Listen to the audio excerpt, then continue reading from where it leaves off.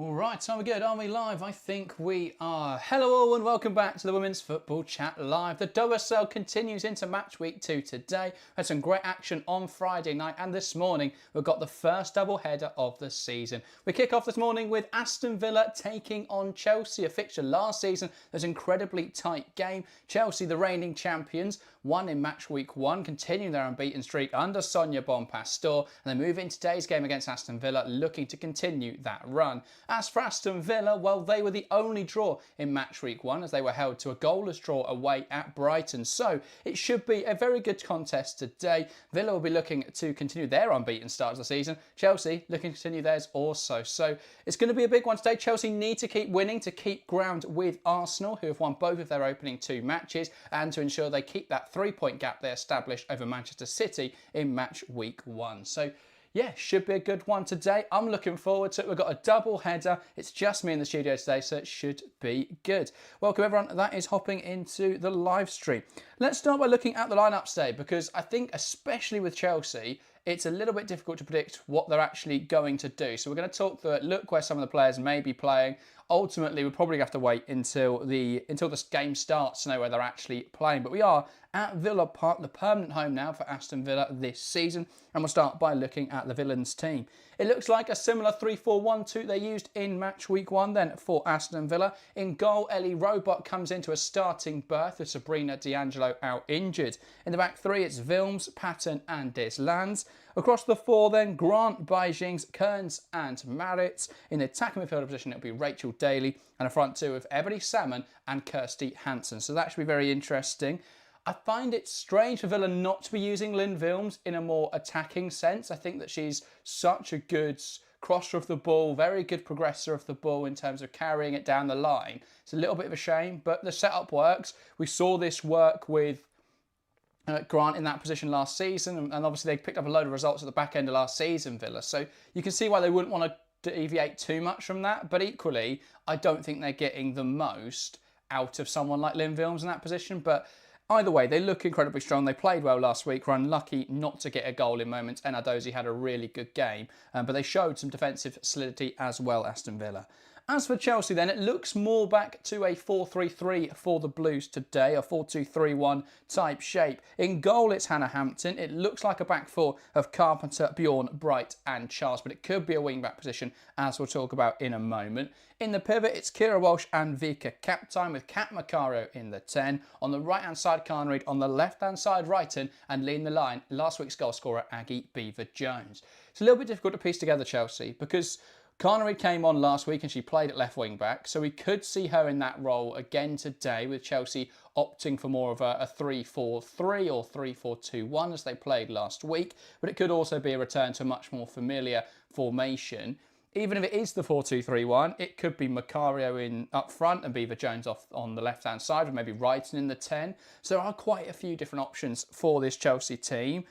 I think it's probably going to be a 4-back, but I wouldn't be surprised if Bompastor saw how successful the 3-back was, saw how difficult an opponent they've got today in Aston Villa, and decided that actually just sticking with the formation that won in match week 1 could be the best idea. So we'll have to see.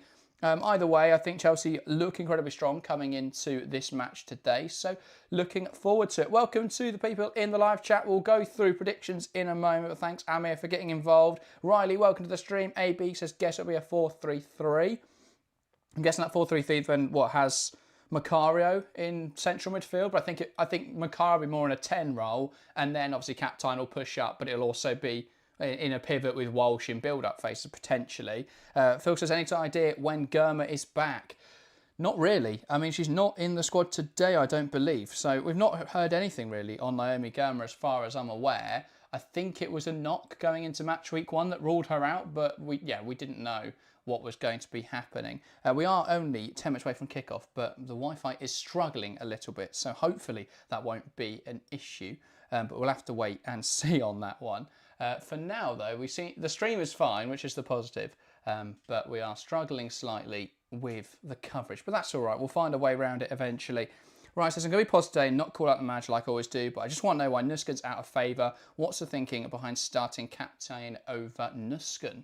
I think Captain gives you a little bit more attacking roam, attacking license. She likes to drive that ball higher up the pitch, whereas Nuskin's a little bit more conservative. I do think that if she's playing in a midfield pivot today, Captain, that one I find weird, because I think you want someone that is defensively solid if you're playing with just 2 midfielders. So I do think that's a little bit weird. I like Captain in the higher role. I don't particularly like Nuskin in attacking midfield. Obviously, she can do that role, but I think Captain's better there. But in defensive midfield, I do agree it's a little bit strange. I guess for progressive carry, she's quite good at driving the ball forwards for Chelsea. But equally, a lot of Chelsea's ball progression comes from the wide areas now, especially last week where they were using wing-backs. So it does open up a little bit of a question over how that team is actually going to line up today. Amy, welcome to the stream. Unfortunately, we don't have the rights to the WSL. If anyone has a spare, I don't know what the price was this year. I think it was 100 million. Then let me know, because I would love to buy the rights. Unfortunately, we don't. But if you can't watch it on the official coverage, we're here as a substitute. AB says last week proved that Carpenter must be useful in wing-back as opposed to an attacking full-back.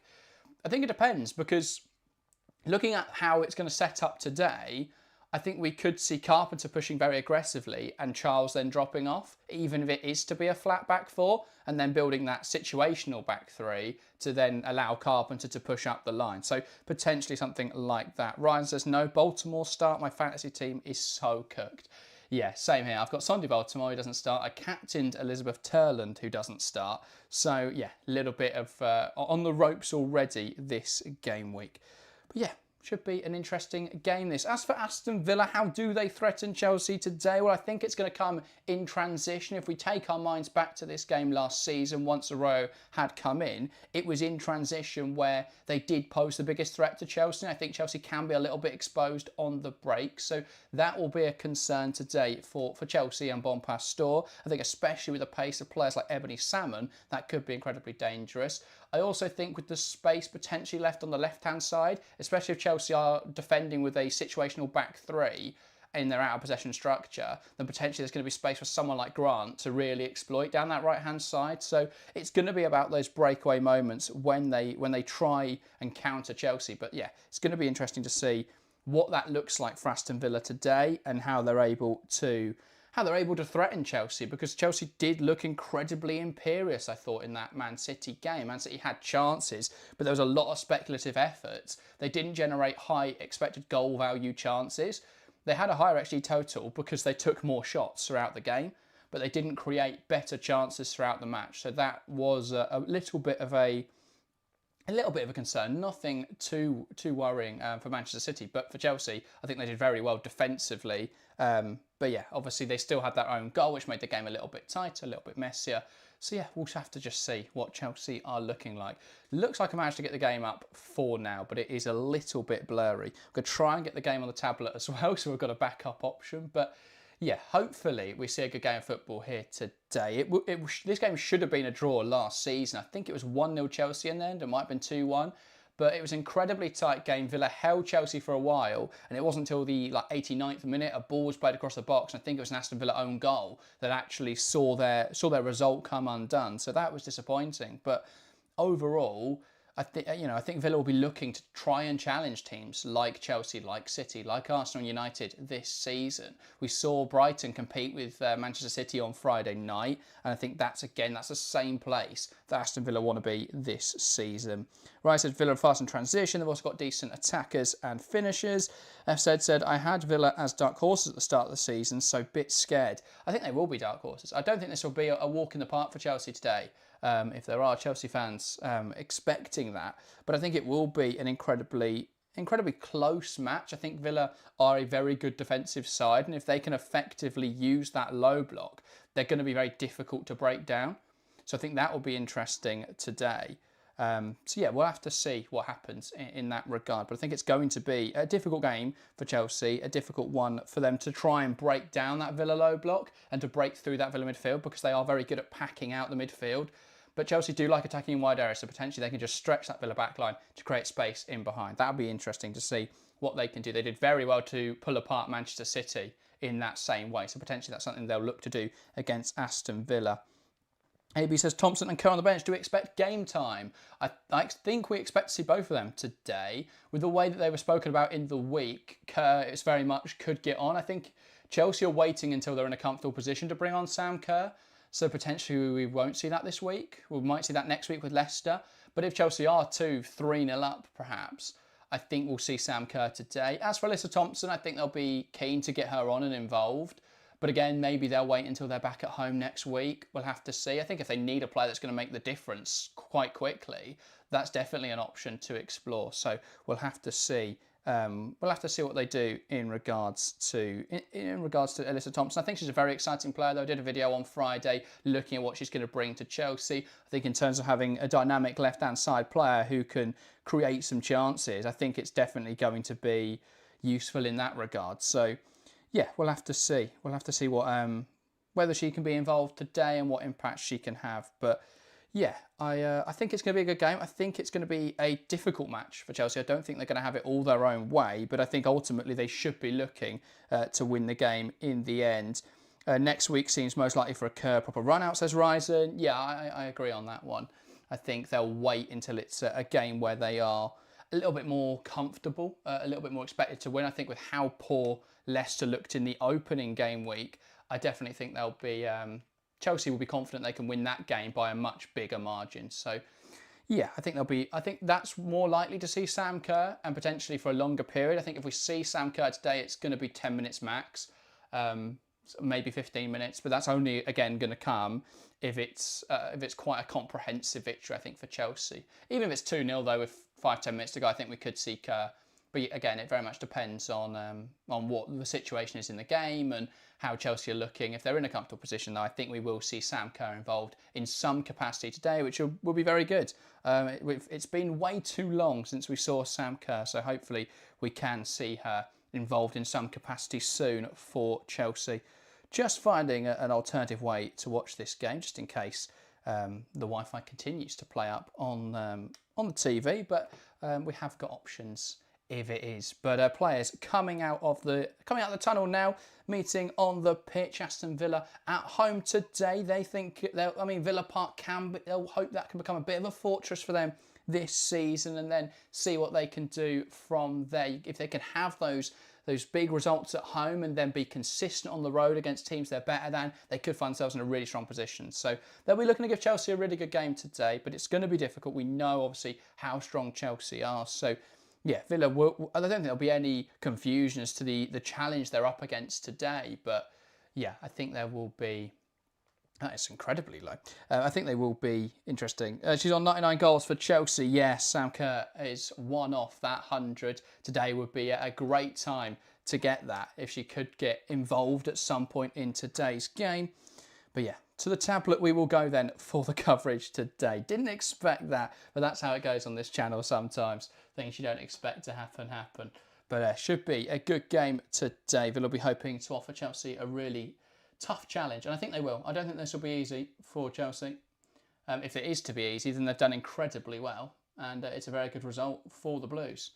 But we'll have to wait and see on that one. Let's get into predictions then, because that's what I've forgotten to do. If you haven't already, get your prediction in the live chat, your scoreline prediction for this game, and I'll go through them as we get underway here, and I'll give my own prediction in just a moment. I think it's going to be. While I'm waiting for this to load, I think it's going to be a Chelsea victory, but I think it's going to be a narrow Chelsea victory. I'm going to say 2-0 to the Blues, and I'm going to say goals from. I'll go Aggie Beaver-Jones. I think she'll keep up a good form, and I will say. I'm tempted to say Ellie Carpenter, but I think she'll get an assist. I'll go for Sonia Bompastor from the bench. I think we may see her in a more attacking position today off the bench, so then could be involved more in the final third. So we'll have to see. But yeah, I think she could be involved from the bench, and I desperately need the points for Fantasy WSL, which is definitely the reason that I've gone for that prediction. But yeah, both sets of players then onto the field in huddles on the Villa Park surface.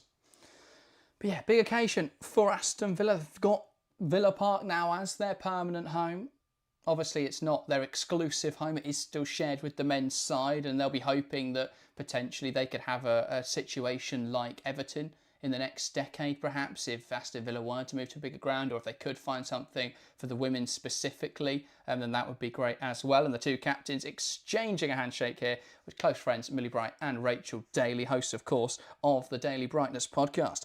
AB going for 2-0 Chelsea, FZ saying 3-0 and a Sam Kerr hat-trick. So nothing until like the last 20 minutes. Sam Kerr comes on, saves the day. I love it. Phil going 3-1 Chelsea, Ryzen saying 3-1 Chelsea, Riley going 2-1 Chelsea, goals by Guro and Aggie, Grant with the goal for Aston Villa. Fair enough, we'll keep the predictions coming into the live chat as we get underway here. It will be Aston Villa to get us started from the middle up against Chelsea today. Chelsea in their away white, green and red strip, or predominantly white with accents of green and red. Aston Villa in claret, going from right to left, and it will be Aston Villa to get us started. Missy Kearns from the middle, waiting for the referee's whistle. And eventually, the referee may want to start this game of football today. But it's not yet. At some point, perhaps. Does now get us underway. It's a slightly different kick-off routine, just rolling it short to midfielder, out to the right-hand side. Aston Villa from the off here. Chelsea trying to see that ball out of play, and it comes off Rachel Daly, who was pressing aggressively. Ebony Salmon, sorry, and that is out for a Chelsea goal kick. We're going to watch it Arse Days. It is on Sky Sports Mix if you're in the UK, or potentially Sky Sports Plus as well. And if you're outside of the UK, then it's whatever your broadcaster is. I think obviously some countries don't have a broadcaster, so it may be available on YouTube. If you're in a country with a broadcaster, though, it's whoever has the TV broadcast rights for the WSL this season. Phil says Man United started strong. Can't say I'm surprised. I think London City looked good for 20 minutes against Arsenal, then really struggled after that. Brighton unable to get that ball under her control, but it is knocked out of play by Villans, and that will be a Chelsea throw-in then on the far side. Here's Niamh Charles, throws it centrally, and Beaver Jones with a nice control, back to Captain. And now Charles into Bjorn. Penalty United early on, says Phil. FZ says, I'm not watching, so I'm really relying on you. Yeah, well, I'm glad you are. Today is not the perfect day because the Wi-Fi is struggling for some reason, but we have got the game and we will be commentating over all of it. So it should be good. Chelsea in possession. That's a poor pass though, and Ebony Salmon now will look to drive the ball forward for Villa. Millie Bright squares up to a good defending from Chelsea, and Bright stops that going out for a corner, knocking it out of play for an Aston Villa throw-in then. Looks harsh, says Phil. Yeah, it's a shame. If Elizabeth Turland on the pitch, I'd be buzzing for fantasy or aerial fantasy reasons. But alas, there is no Elizabeth Turland, and thus nothing to be gained for a Man United penalty. I assume it'll be Toon over that then, with no Turland on the field. Short throw from Aston Villa. Here's Rachel Daly then looking to make something happen, but it's won back quickly in the midfield by Vika Captain. Out of play again though for another Aston Villa throw-in, and Villa looking to just keep the pressure up in these early stages. Down the right-hand side again. It's out of play for another Aston Villa throw. And yeah, they're making life very hard for Chelsea at the moment. Chelsea unable to play out. Villa dictating, really, this game. Holding the ball on the right-hand side, looking to try and get across into the box. That, though, out for a Chelsea throw-in, and Chelsea now can start to play out from the back, start to play their football in this match. So far, Villa, though, making it very difficult, pinning Chelsea in this corner, and a succession of throws for the Villans. Ebony Salmon, though, will be looking to have a much better match week. I think she was a little bit quiet against Brighton, but one of the stars of Villa's renaissance, really, under Arroyo last season. A poor pass from Maggie Beaver-Jones, and that is out of place. It very much looks like Beaver-Jones and Makar are going to keep swapping in that position. It is a 4-2-3-1 for Chelsea today. Beaver-Jones leading the line. But yeah, obviously with Kat Mack in the 10 role, Macario, who can also play out front, they are just going to be quite dynamic in there. And when Beaver-Jones drops in to receive the ball, we're going to then see Macario make the run beyond and replace her as that out-and-out striker. Aston Villa in possession now, though. Here is Vilms, and a pass back to the goalkeeper, Ellie Roebuck, now out to Daylands.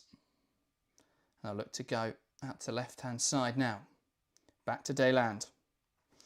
United's penalty was converted, by the way, for anyone wanting to keep up with all the games across the WSL. Manchester United lead in that match from the penalty spot. London City Lionesses, who are benefactors or beneficiaries of an early penalty in their match against Arsenal, now being doomed by one in their game against Manchester United. So a good start for United away from home after their slip up in Europe in the week. And it was Samir Letitia who took the penalty, actually, not Ella Toon, as I suspected. Chelsea in possession now, and they'll look to drive the ball forwards. Here's Kat Macario. As Beijing's all over, and it looked a little bit dubious. Referee sees it's clean though, and Aston Villa now will try and play forwards. Patton sending the ball forwards. Searching for a claret shirt, but it's Ellie Carpenter who brings the ball down, and now it's Chelsea back in possession, and it's Bjorn with the ball. Passes into Walsh. Walsh now back out to Bright. Bright back to goalkeeper Hampton, and Chelsea now looking to play out from the back. Macario dropping in really deep there. That's interesting to see. Obviously with how they looked last week, we saw all of Chelsea's midfielders drop. So occasionally Hermano would come in. Obviously had the Cuthbert and Walsh base, and sometimes you'd see Hermano and Captain dropping in, and it would be quite dynamic. I didn't expect to see that with Macario today. Macario dropping quite deep there. Carnegie putting pressure on the Villa back line then as Chelsea send the ball long. Roebuck now knocking out to the left-hand side. Charles reacts quickest, but knocks that ball out of play, and Lynn Villans will let that go for a throw-in. And yeah, Phil confirming Letitia took the penalty there for Manchester United, which gives them the advantage early on against the London City Lionesses. So a good start to that game for Skinners United. And as I say, they'll be very keen to get back to winning ways. It was a disappointing Champions League game on Thursday against Brann. They've got a lot of work to do now on Thursday. It's Villa with possession now. Here's Chastity Grant, can look to drive this ball forward for the Villans. Salmon looks to get there, but she's shrugged off the ball effortlessly, really, by Millie Bright. It's still bouncing around in the middle of the park, though, and that's knocked out of play by Vika Kaptein. But I think it may have taken a nick, actually, off one of the Villa players. It has indeed, and that will be a Chelsea throw-in. So Charles to take it. Ryzen says, I think you're a bit out of sync with the game timer. Very possibly so. I think it's about 10 seconds. Unfortunately, Wi-Fi's really struggling today. But I'm doing the best I can, Ryzen. But yeah, we are a few minutes out of sync, or a few seconds out of sync with the timer. But again, because it keeps jumping up and backwards and forwards, not a lot I can do about that. But yeah, we are just slightly behind. So if you are looking to sync up with the commentary, with my commentary, then just factor in a couple seconds there. It's about 10 seconds, I would say. Aston Villa looking to play out from the back again. That's a pass down the line. That's one back cut the pitch here by Chelsea. Moritz trying to find a teammate. Couldn't quite manage it. And now it's the Blues with the ball. Here's Bjorn. Walsh. Nice turn, looking for a pass out. Nothing available. Charles into Kaptein. Here's Macario then, who's dropped a little bit deep out. Now to the right-hand side. Carpenter can't quite get there, and Villa could look to break now. In possession, Day lands. Ryzen has absolutely understood. Impressed how well you rolled with the tech issues. Thank you, Ryzen. One of those days at the moment. Harry's supposed to be here for the second stream. He now won't be. And typically, that's when the tech decides to struggle. But yeah, that's one of those days. Hopefully, though, it can be a very good game of football regardless of those issues. Here's Daly looking to take the ball forwards. Welsh knocks it out of play, and it's now a Villa throw-in on this near side then. And Noel Moritz looking to pick out a teammate, but unable at the moment to throw it in. Right, so Chelsea always look a little bit weaker without Cuthbert. Let's see if they can break that hoodoo. I think it's one of those where you just lack a bit of tenacity in midfield without Erin Cuthbert. That's a great ball in behind from Kat Macario. Chance now for Chelsea. Beaver Jones bearing in on goal, but it's deemed offside. And she was a little bit wide of the mark, was probably going to have to drag that across the box and find a teammate, but she's deemed to have gone too early anyway. Hopefully the replay will be in slightly higher definition than the coverage. And yeah, it's a tight one. That is a very tight one. It looks to me, she's gone earlier than the centre-back who's marking her, the left-sided. But for me, I think the right centre-back may have been ruling her on. But it's a very tight one. An understandable mistake for the lino to make. I couldn't even call it. So yeah, it looked very tight. Here's Carpenter. Out to the right-hand side. Now Carnegie plays it into Macario. Lovely layoff back to Carnegie. Carnegie slots it into Beaver Jones. Back now towards Macario, who does manage to pick up on that loose ball as it was cleared away. Now out to Guro Brighton, looking to poke a ball back to Macaro. Nice turn in there, but it's really good defending from the recovering Missy Bo Kearns, who knocked it out of play, and I think may even have got herself a goal kick out of that. Very good defending there from the midfielder. Tracked the run well of Joanna Ritting-Garnreid, who was on the Kat Macaro, who had driven across the pitch, and yeah, did well to keep up with her. So yeah, Chelsea starting to find their groove a little bit in this game, but it's still far from perfect. Villa now playing out from the back, and here is Ellie Roebuck. Gives it short into Dayland. Now out to the left back, Moritz, who looks to flick it round the corner. Missy Bo Kearns struggling to get it under her control in there, and it's a Chelsea ball once again, but it's won back by Bijings, and now they'll look to play Aston Villa. Bijings looks to find Moritz. Good pressure from Carpenter. Great roll of the defender, though. Drops the shoulder and spins her. Moritz pass forwards in towards Daly. Daly holds it up well. Now coming forwards is Ebony Salmon. Forced to go backwards, looks to play out to the right-hand side. That's a hell of a ball, but it's just slightly misjudged by Chastity Grant, who will now try and rework this into an opportunity. Back to Lynn Villans. She can cross from this sort of position. Not a bad ball into the box, but it's over the goal. Looked like it might just put pressure on Hannah Hampton, but it ends up hitting the roof of the net. And no problem for the Chelsea goalkeeper. Looked for a moment, though. They were looking to try and replicate what West Ham did against Arsenal. Put a ball on the goalkeeper, see if it's going to drop in. But the weather not quite, or nowhere near, as volatile, and that ball nowhere near as dangerous. Villans just putting it on the roof of the net. Right idea, though. Just gets that right. Definitely could have put Chelsea under a bit of pressure. But so far, Aston Villa looking good, but struggling really to get shots away. They can get shots away to start to test Hampton, their former player, of course, and it could be an interesting one. That ball looking for Eva Jones, very direct, but it runs straight through for Ellie Roebuck. Here's Dayland. Under pressure again here, goes back to her goalkeeper as Macaro keeps the pressure on. And then Roebuck out to the right-hand side, wants to find Grant with a launched ball forwards. Grant knocks it off the pitch, so unable to get it under her control cleanly. And that is a Chelsea throw-in. Was under a lot of pressure there from Niamh Charles, who takes the throw, sends it forward into Beaver Jones. Good work from Guro Brighton here, breaking towards the box. Players in support, Macario! How is that wide? A great opportunity there for Kat Macario.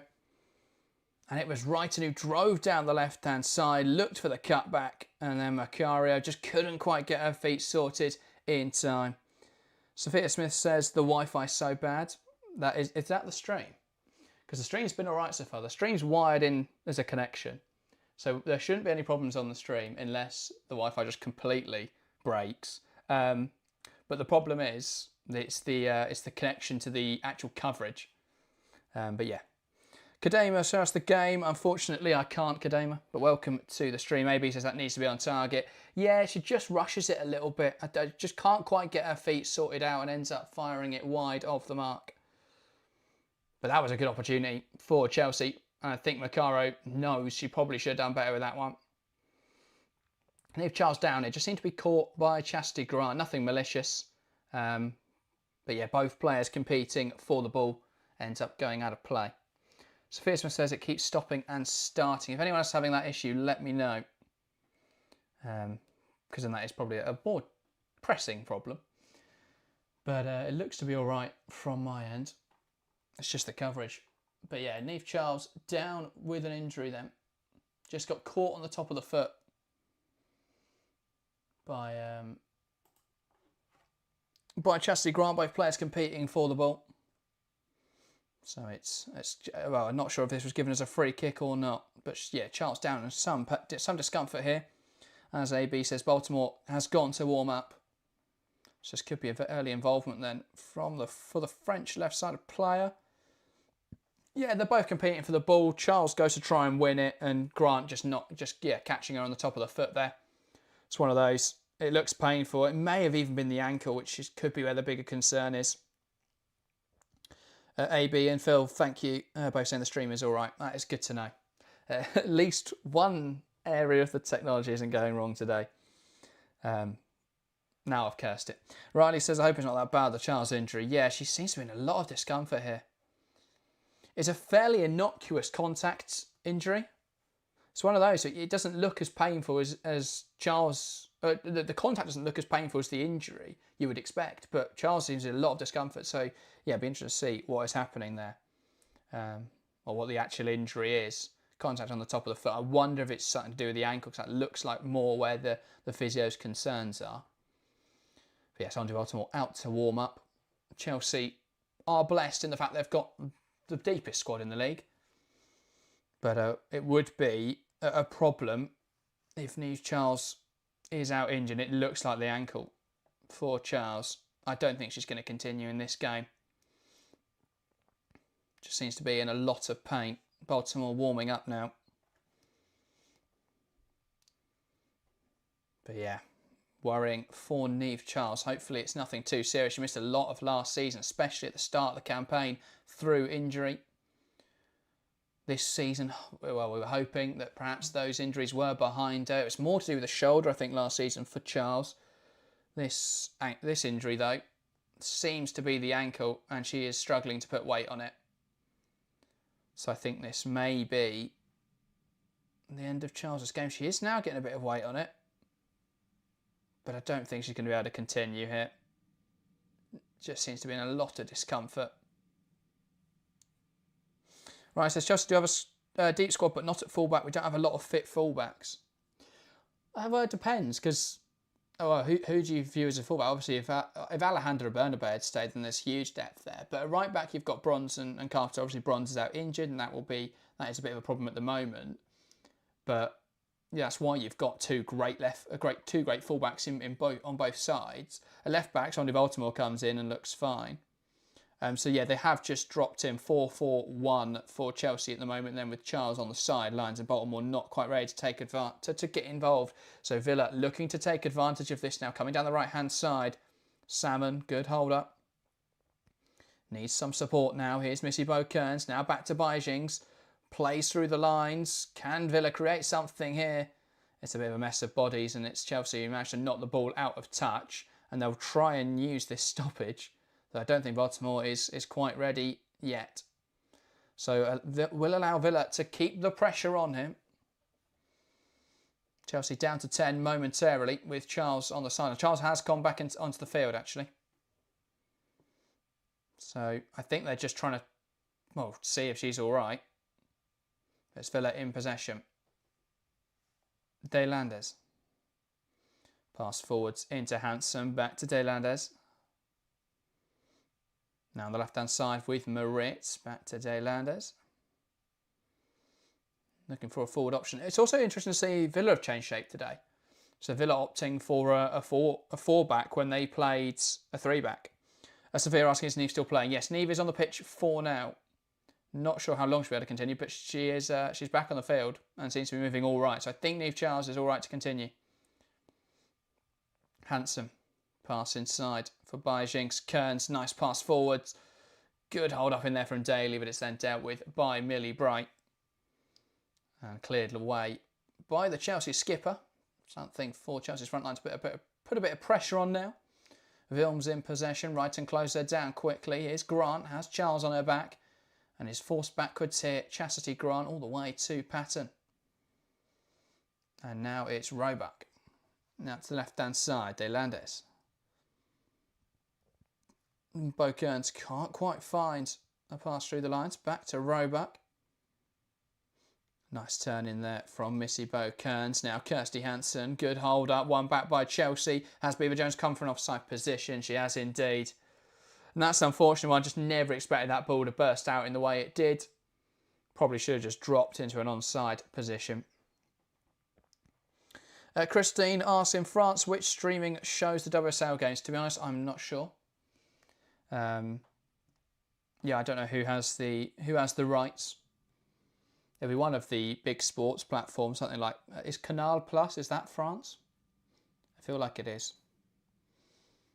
I know ESPN Plus have all of North America. If you go to the WSL Instagram, it's all on there. All the broadcasters for the different countries. So yeah, if you're unsure, go and have a look or Google it, and you should be able to find it. Villa in possession now. Beijings.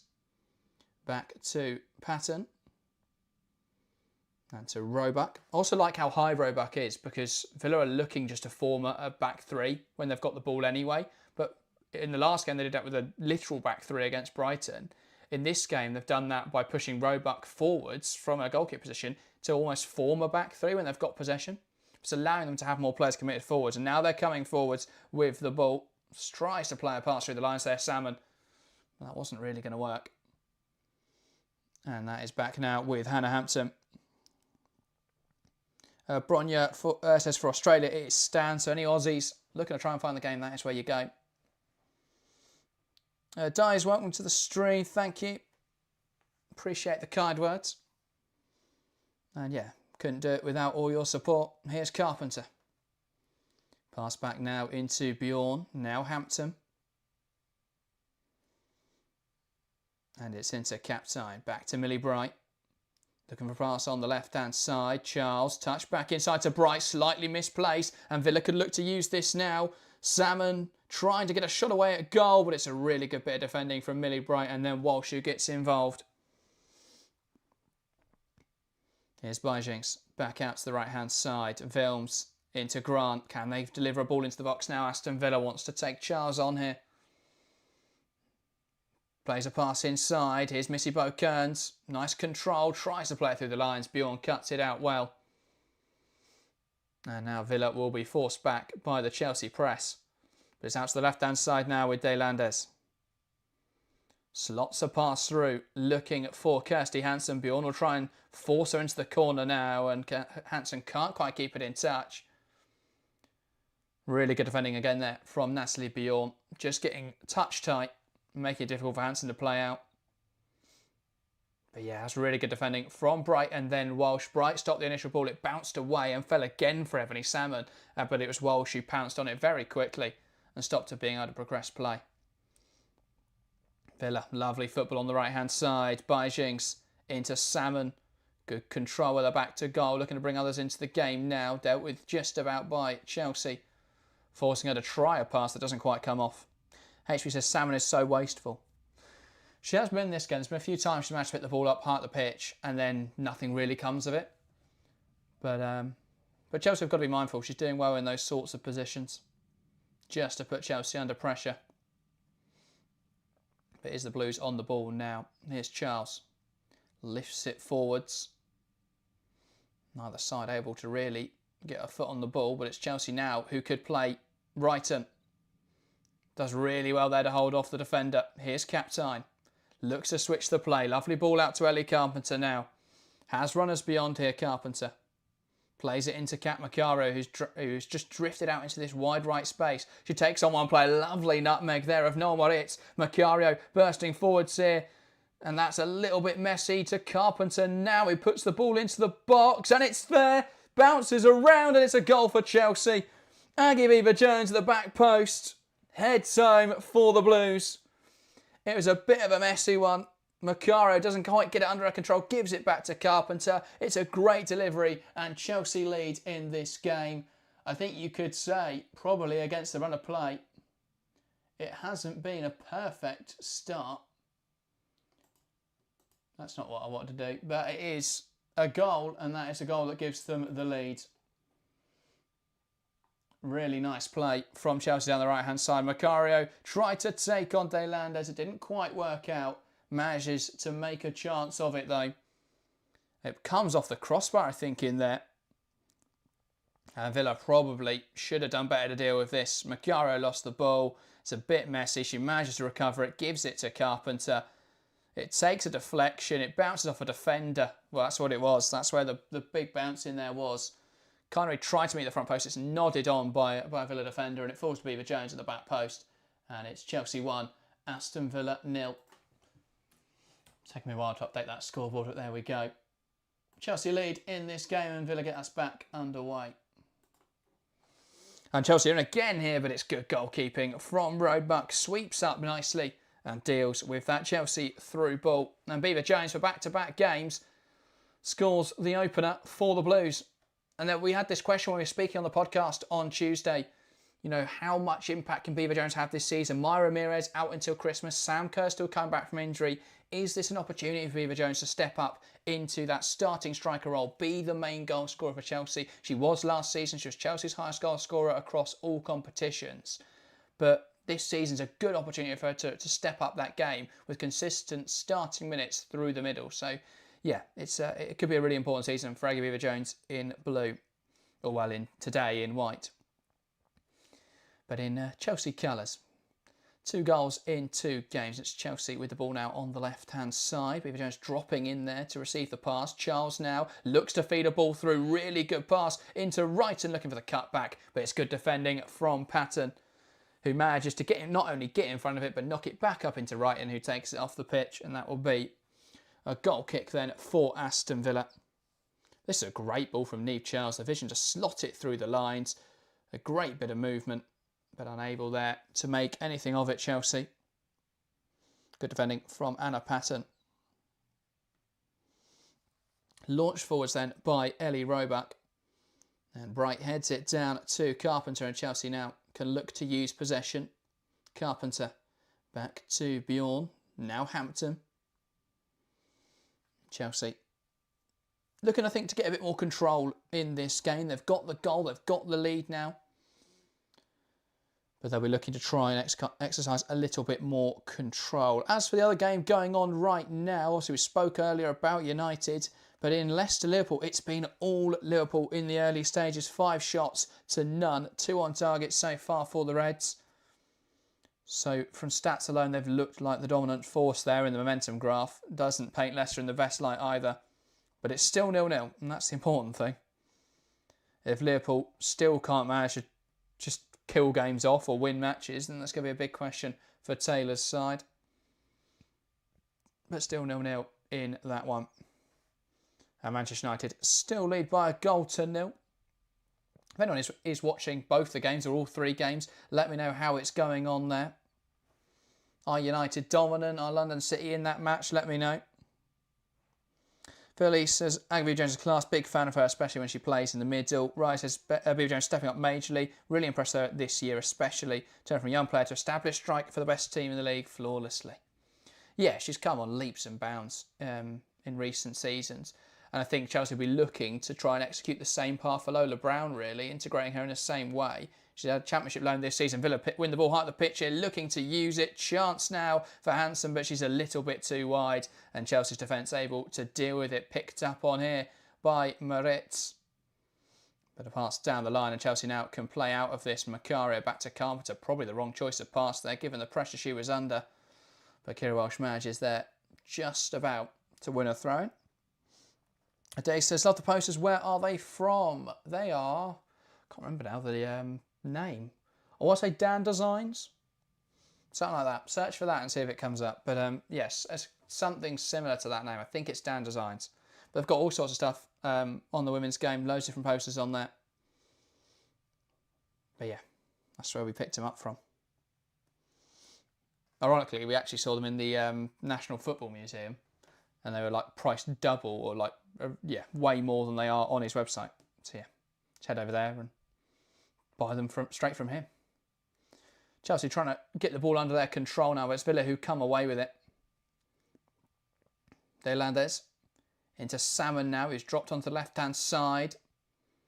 Here's Hansen. No room really for her to go. Trying to create an opportunity now for Aston Villa. Cleared away well, though, by Vika Kaptein, looking to find Beever-Jones on the break, who thought she was held a little bit there. Nothing given, though. Chelsea in possession now, and it's Ellie Carpenter on the right-hand side. Yeah, most of the action has been in Chelsea's half. Either them playing out from the back. FC said, oh my God, just in there giving the pen to Laetitia. My fantasy is done. Yeah. I know I've got Riviere rather than Laetitia. I thought for the mill, it's, you know, because Laetitia isn't on pens if Turlan's on the pitch.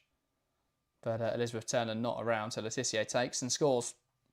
So yeah, I've captained Turner as well this week, so I'm having an absolute mare on aerial fantasy.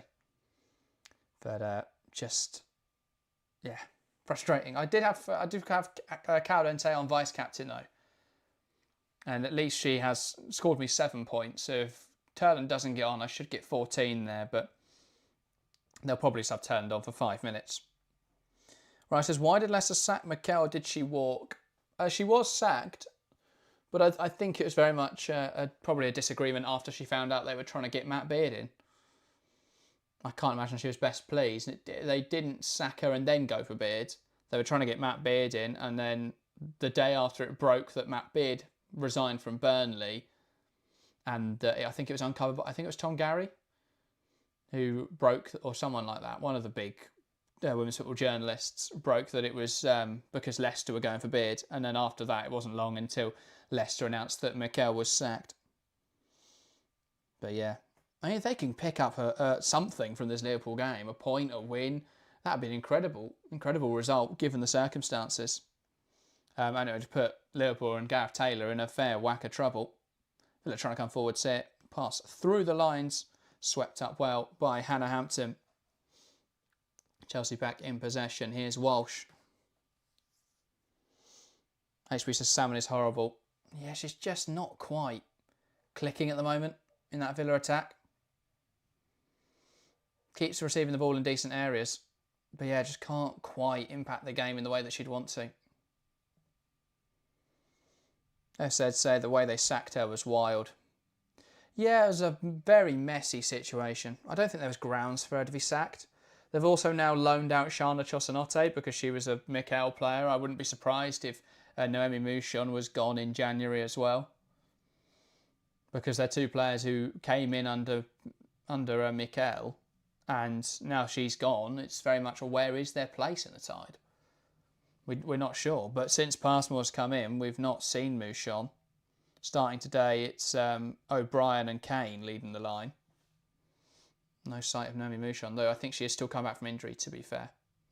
Carter tries to put that ball into the box. It's blocked and out for a Chelsea corner, which they'll look to try and do something from. But it's been a tough match here for Chelsea. They had the goal, of course. Oh, it's been given the other way, actually. Given us an Aston Villa goal kick. Tough match. They've got the goal, but Villa haven't made life easy for them at all. And they've struggled to sort of come forward to the consistency that they'd want to. It's also been very end-to-end. Both teams trying to go quite direct, or forced to go quite direct with how decent the pressing's been. Here is Hampton looking for a forward pass. And over in the London City game, it's London City 0, Manchester United 2. I'm not sure who's got the goal yet, but United extend their advantage. Apologies, by the way, for the lack of commentary. My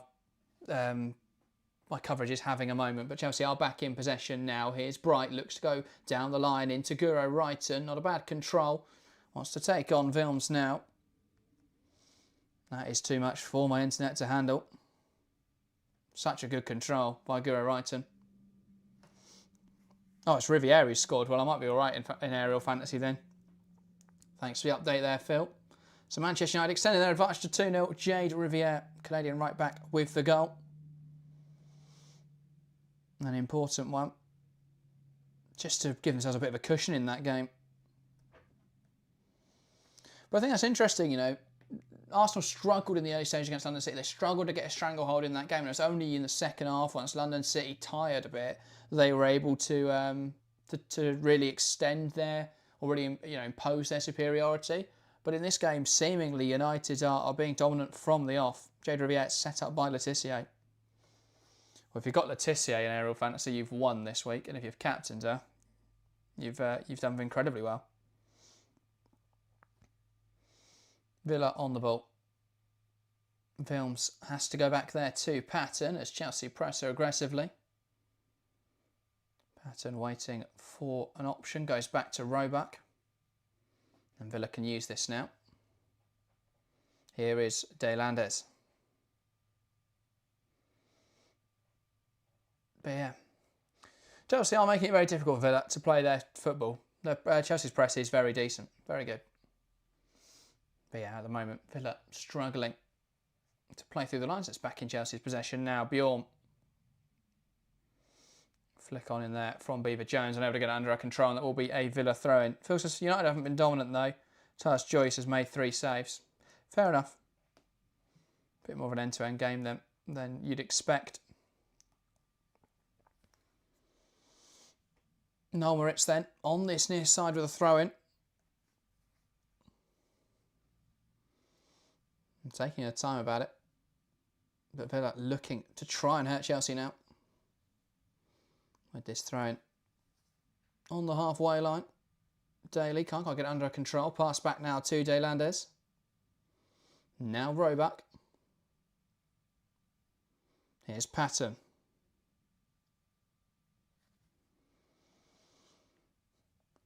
Pass forwards into Beijing's nice turn. Manages to find Hansen in the pocket. Good control there from Kirsty Hansen. It bounced around a bit, but it's Salmon now who executes it out to the right-hand side. And here come Aston Villa. Chastity Grant. Can she pick a player out? Finds Salmon. Oh, what a hit. Ebony Salmon with a hell of a strike for Villa to level it up here. Chastity Grant cuts it back to on the edge of the box and she lets fly spectacularly. A very good finish from the Villa striker. And it brings the score level here at Villa Park. Great ball out to the right-hand side by Hansen. Chelsea opened a little bit too easily. No one tracks the run of Salmon. And she just clips it to the far post. It's difficult to say who could have done better on that one. It's a brilliant first-time finish. Nothing Hampton could do about it. Rooted to the spot in that regard. But Chelsea just stunned there on the break by Villa. A really well taken goal by Ebony Salmon, and they lead now in this game. Aston Villa, they're level in this game. Aston Villa 1, Chelsea 1. And Agabiba Jones's early goal cancelled out. AB says Charles defending space. Yeah, she probably could have got closer to Chastity Grant, but it's Chelsea now coming forwards, looking to respond immediately. Carnery driving towards goal. But that doesn't come to anything. Cleared away well by Patton. That's out for a Chelsea throw-in on this near side. Hayes says the recovery from the midfielders is shocking. Yeah, I mean, you could see from the initial play from Villa that Chelsea were getting dragged a little bit high. And a few passes and it bobbles around the midfield a little bit. Chelsea should probably do better in there. And suddenly they break away and there's space to attack into. And that's why Villa level up. But it's an incredible finish from Ebony Salmon. As, Villa, once again, giving the champions a very difficult game. But it's back now with goalkeeper Hannah Hampton. Well, actually, it's gone out of play for a corner. Could try and get it on my phone where it might be a little bit more reliable. But yeah, Chelsea just struggling to exercise control and they get opened up a little bit too easily on the counter there. There we go, pristine. But yeah, Aston Villa, I think, will be very pleased to be level in this game. There's a corner now for the Villans. Delivery in towards the near post, but it doesn't quite come on the field. And it hits the side netting. And now Chelsea can play out from the back. But yeah, now we're going to see a replay of that goal again. Grant cutting it back. And Ebony Salmon doesn't overthink it, doesn't overcomplicate it. Just a lovely looping finish into the far corner. And that's what gives Villa the equaliser in this game. Chris asks, is Sam Kerr playing? Not from the off, but she is on the bench. Could be involved today. Good press there from Daly. That's how to play now for a Chelsea throw. Here's Carpenter.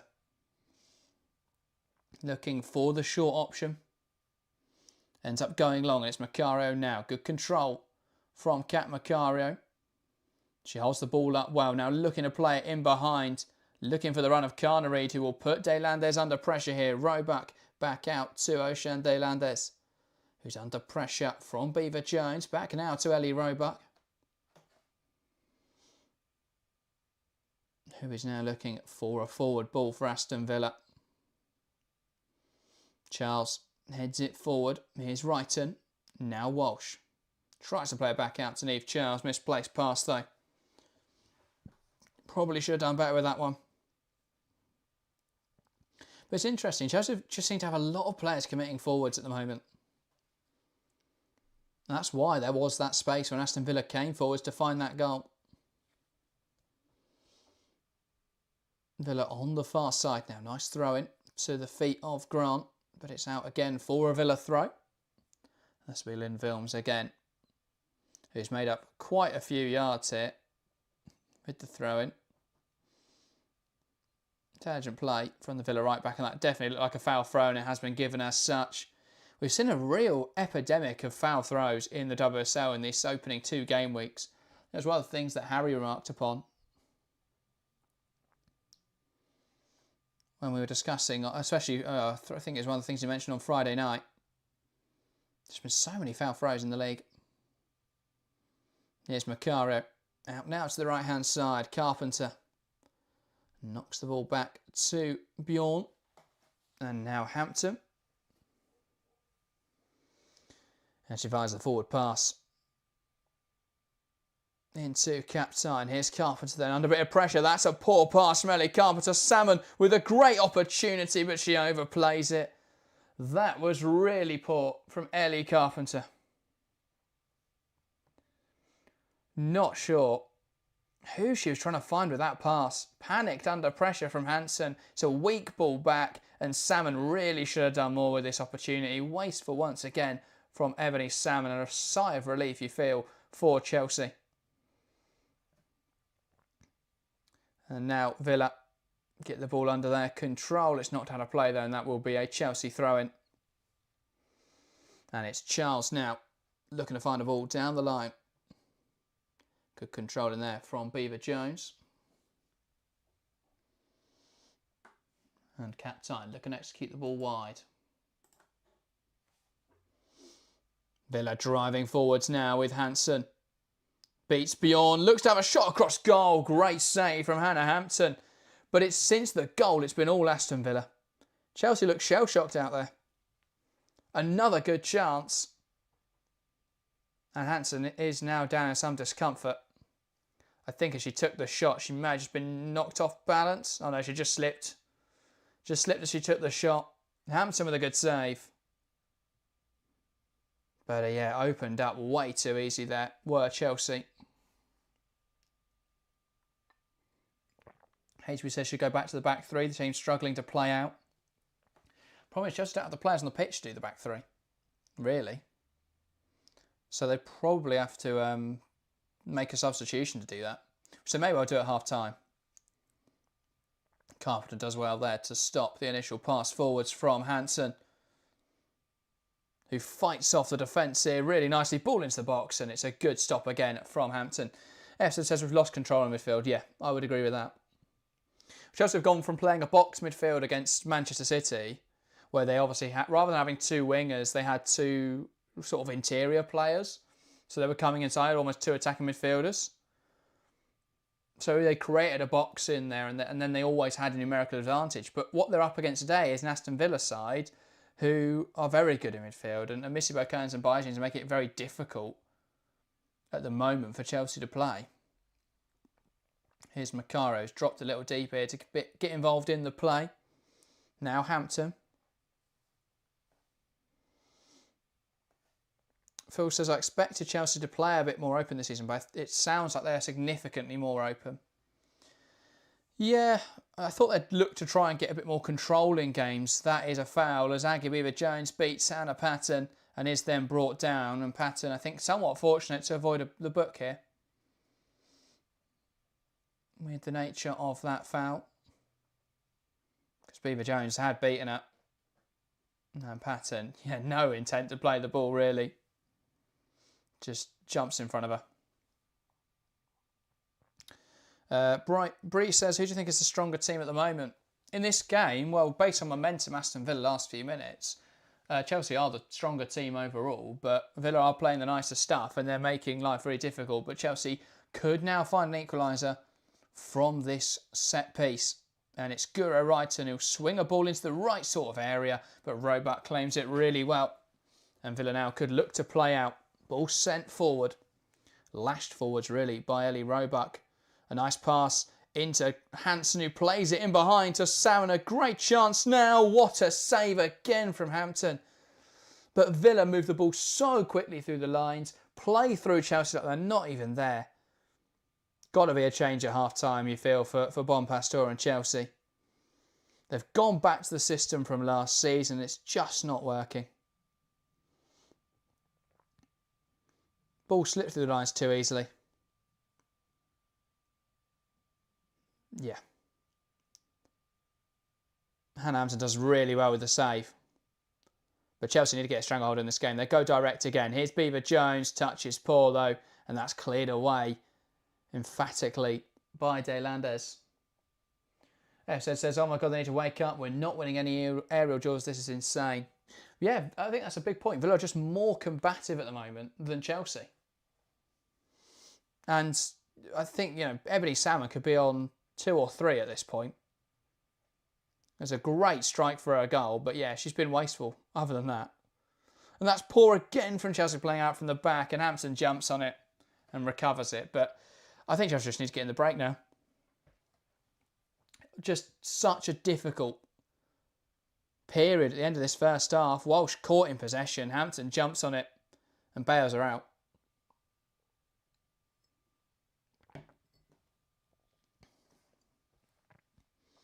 But there will be a period of stoppage time at the end of this first half. As for how long, well, hopefully Sky Sports will let us know at some point. There's going to be 4 additional minutes of time in this first half. Well, right now, you feel that is to the detriment of Chelsea, really. Because Aston Villa, I think, are on top right now. As Chelsea trying to come forwards now, Beaver Jones chasing the ball down the left-hand side, but she's unable to keep it in play. It's out for an Aston Villa throw. And Villans in no rush to take this. I think Villa will also be happy to get in at 1-1. But I think they should probably see there's an opportunity here to go into the break leading the game. Because Chelsea have just switched off at the end of this half. Villa have really dialed it up. And Bompastor, I think, looks a little bit lost. Scratching her head. Then confusion, because it's been all Aston Villa in this game. 8 shots to 2 for Villa. 3 on target to 1. Chelsea have had more of the possession, but they've not really been able to do anything with it. It says a lot. The action zone is all within Chelsea's half. Villa have looked the stronger side. They've made life really difficult for the Blues. It's out now for a Chelsea throw. Good control in there from Charles. Looking to switch the play to Carpenter. Picked off again by Villa. And it's Hansen in there. Trying to get the ball under her control. Can't quite manage it. Here's Macaro. Now Carpenter with a little bit of space to use. Looks to go over direct with it. Cleared away by Patton. One back in there by Chelsea, but it just falls to Ocean De Landes, who can send it up the line. Hansen now loses the physical battle to Bjorn, who knocks it out of play. That's a Villa throw-in. And with time ticking away, Villa will be keen to try and send this forward and put a bit of pressure on Chelsea as this half draws to a close. Good drive forwards from Salmon, knocked out of play by Bjorn. Apologies, my chat isn't working right now, but I will go through messages at half time. It's only 2 minutes away. And thanks to everyone watching, bearing with the technical difficulties. I think this is the first time I've ever had to stream while watching the game on my phone, but there you go. Aston Villa in possession. Bjorn struggling to get that under her control. And now Bright on the ball. Pass back to Hannah Hampton, who's able to find Walsh in possession. Now back towards Bjorn, who's again under a lot of pressure. Managed to find Carnered in the pocket down the line. Now Beaver Jones brought down in there. But it was a fair challenge and Villa come away with the ball. Bijings. Daly, who's dropped very deep here to make up for De Landers having to step up. Roebuck now back to De Landers. Force back to Roebuck. Seconds left in this half. Carpenter wins the ball high at the pitch, but it's won back again by Villa. It's just a combative game at the moment. Villa winning those 50-50s, winning their duels. And that will be the last action of the first half of the break here at Villa Park. It's Aston Villa 1, Chelsea 1. But that doesn't tell the full story. A game where you'd expect Chelsea to be the stronger side, but they've struggled for any control in this game. Villa deservedly finding an equaliser through Ebony Salmon, a really well taken goal. And Chelsea with an uphill mountain to climb. With what was a very difficult first 45 minutes. For the Blues, they started okay. It was very much early on. Villa were able to put them under a bit of pressure. They withstood that. They were able to break away, get a goal. But since then, it's been all Villa, especially after the goal. Villa really just got into their groove after that. But yeah. And Chelsea's system about as functional as my Wi-Fi today. And that is to say, not very. But there we go. That seems to be working. Excellent. Hopefully that will stay working. But yes, tough first 45 for Chelsea. Let's see what you guys in chat think of that first half. And as we look through some of the highlights, we'll talk about them. Right, so it's honestly impressive your ability to identify players on a phone screen. It was worse than when it was on my tablet because I couldn't actually, because it was so laggy, I couldn't see who was who. Just had to guess based on where they were still on the pitch. But yeah. Thanks for everyone keeping up with it. But yeah, F saying, gotta wake up, not winning any duels, this is insane. Faye says, could be 3-1 from Salmon alone, if not for Hannah Hampton. Completely agree. And I think that's the biggest takeaway from that half. So many chances to Villa that they just couldn't capitalise on. Chelsea got away with it. Hannah Hampton's a very good goalkeeper, but she can't keep up that level of performance throughout the game, surely. And even so, Chelsea haven't done enough coming forwards, so they're not going to win this match as it stands. Maria says, Hannah seems lost in midfield and Bjorn and Hannah keep Chelsea in it at the back. Yeah, Bjorn's done all right, to be fair. Ryzen says this doesn't look like the start of a quadruple winning season. Yeah, but we opened it with Villa last season, and that game Chelsea really shouldn't have won, if I'm honest. Like, there was that chance right at the end for D'Andro that could have gone in, that easily could have been a draw. Chelsea wrangled for control, and they went on to get an unbeaten domestic treble. If Chelsea come out in the second half and look much better and win this game 2-1, 3-1, then we're not concerned anymore. That's just the volatile nature of football matches. But now there's a huge question mark. What will Bompastor change? Can she make the right changes in this second 45 that then allow Chelsea a bit more control in this game? That's the big question, because they haven't had control in the first half at all. Just trying to set up my mobile hotspot, which for some reason isn't working either. What a day. But yeah, they've wrangled for control in that first half. It hasn't worked at all. And yeah, just been one of those games.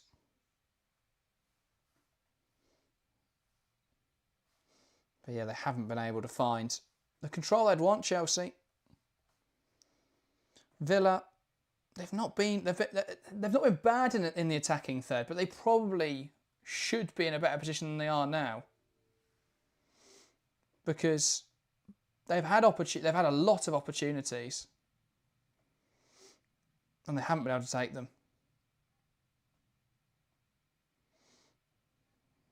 But yeah, tough first 45 for the Blues. Struggled for control. They've had more possession, but Villa with higher shots with 8-2. And Chelsea with only one shot on target in that first half, I believe. Yeah, one shot on target, one big chance and they converted it. As for Villa, 8 shots, 3 on target, 2 big chances, both missed. What I can say is Chelsea have created a higher XG total. And again, this is the thing that we saw in the City game, where City had lots of chances that were low XG. And, I mean, to be fair, Villa probably scored the chance in that first half that was the lowest XG of all the chances they had. With where it was, 0.06 sounded really well to turn it into a very difficult shot to save. And yeah, that's why it went in. It was a first-time finish, and most goals that are scored in professional football are first-time finishes. A really good goal. But it's the same things we saw against City, where it's different because it's different in the sense that Chelsea had a bit more control in that City first half, but in the sense that Chelsea created a good opportunity which they took, and that's all they really need to do.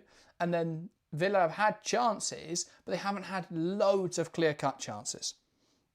You know, the fact that they've only put 3 shots out of 8 on target, the fact they've only had 2 big chances when they've had so many times where they've managed to break away, and Chelsea look at 6s and 7s and Villa don't really exploit that opportunity. So, yeah, I think it's interesting to see. I think Chelsea will want to be a lot better in the second half. I think they would probably change shape, go back to what they were using last week. I wouldn't be surprised if we see Sonia Bompastor on for someone like Carneries, and then just make do with, I'm trying to think who's in attacking areas. Macario, I guess, can play as one of the 10s, Brighton as well.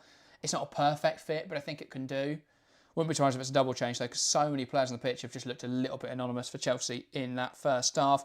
Mike Orris says, bring on Alyssa Thompson. Villa will be overwhelmed by their speed. If Chelsea are just looking to double down on what they're doing now and just being a super transitional side, then definitely. Just get Thompson on, let her run at players, and break away with the fact that you've got the fastest front 3 in the league. But I think if Chelsea are looking to get a bit more control in this game, I wouldn't bring her on just yet. Miss Sparks says, we gave the ball away. Poor ball control, and both wing-backs are poor. Yeah, I don't think either full-backs had a great game. I agree on that one. I think Charles has been dominated by Chastity Grant. I think Grant's, had a lot of success down that right-hand side. Charles should have been close to her for the goal. And Carpenter hasn't had the same impact in attacking areas. It's a good ball in the box for the Agabiwa Jones goal, but she hasn't had the same impact in attacking areas. And she just keeps giving the ball away in the defensive third. She's much more of a wing-back than a full-back, I think. When you consider how she's playing in this game, she's fine going forwards, but it's that defensive work that's a real concern. It's playing out from the back that's a real concern. So, yeah, Lucky says Captain and Guro should be subbed out immediately. Can't seem to string passes together. Hampton and Bjorn bailing us out. Yeah, FSS says Captain off. Get Nuskan or Erin in, please. Possibly a defence midfielder could definitely help in there. I'm not necessarily sure Captain off is the answer. I'll just push her higher and take someone else off in the attacking third, and moved back to what Chelsea were doing last week, which was very successful against City in the first half. I think that's probably the answer. Lucky says also lucky with Villa poor finishing. Yeah, very fortunate that Salmon isn't in a better scoring form, because the goal she took was very good, but she's had other chances that she hasn't been able to capitalise on. They should probably be in a much stronger position than they are. But yeah, Chelsea, fortunate in that regard. Right, hopefully I've managed to solve this. And we should be back up and running for the second half somewhat. Not even going to try and figure out what's wrong with the TV. I'll try and do that in the 10 minutes that we've got between this game and Tottenham-Everton. But reminder to join me for that later kickoff at 2:30. As Tottenham look to take on Everton. That should be a really interesting game. Tottenham with a much more positive result in Matchweek 1. Both teams winning in Matchweek 1, in actual fact. Everton managing to win the Merseyside derby. Huge victory for them. FZ says Ellie's getting bullied as well. Yeah, she's definitely struggling in that first half. I think Chelsea's whole back four have. And I think possibly just go back to the back 3. Villa's front 2 are putting a lot of pressure on the centre-backs. And because both full-backs are quite attacking, but also because Villa are creating a lot of width with their wing-backs, they're just creating this front 5. And because Chelsea's defensive midfielders are quite high as well, oftentimes Villa are outnumbering Chelsea. Especially, if the full-backs go forward and Villa's wing-backs haven't quite come forward, or if Grant's already beaten Charles, and Chelsea are just outnumbered in certain areas, and that's creating a huge problem at the moment. AB says, I want to see Carpenter play wing-back before writing her off like the chat suggests. I think with Carpenter, she was so good last week in the wing-back position. Today, she's really struggled. it's one of those things. Her defensive work has always been a bit, I think, concerning with her coming to Chelsea. I think in the French league, where Lyon were so dominant, it wasn't so much of a concern, but you don't get that luxury in the WSL. There's no team I look at and go, yeah, you can just play a back four where both fullbacks get forward and don't worry about defending and you'll be fine. Because I just don't think that's true in the WSL. Even last season, Lucy Bronze, which has played a flat four, Bronze would always drop off a little bit more and that would allow Baltimore to get forwards. But we never saw them both just bomb forwards at the same time and forget about the defence. So I think there will be a concern around Carpenter's defensive work. I think Chelsea should probably just, for this game, switch back to the 5-back. That gives Carpenter someone behind her who's going to do a little bit more defensive work. It gets Baltimore on the left-hand side, which I think gives you more width. I'm worried about Brighton. I think she struggled to impact that half, really struggled to impact that half. I think Macario is a bit of a waste in the 10. You know, I'd rather her come on later and replace Beaver Jones. I think she did brilliantly in that 9 spot when she came off the bench for Beaver Jones in that opener. And as someone who can sort of drop in a little bit more and link up the play, that's great. But I think from the 10 spot, she's not really impacting the play in the same way you'd want her to. And I think when we've seen that midfield 3, with how she's dropping in deep, what are you getting out of Macario dropping deep? She's not, this fantastic passer or ball progressor. She is a tidy link-up player in the final third. She's a good finisher. What are you getting out of her dropping into the pivot? So I just think there's a few profiles in the wrong position at the moment for Chelsea. I think the easiest way to change it is to go back to what worked last week and then review in the week why this setup against Villa in the first half hasn't really worked. And a lot of it is the way that Villa are set up.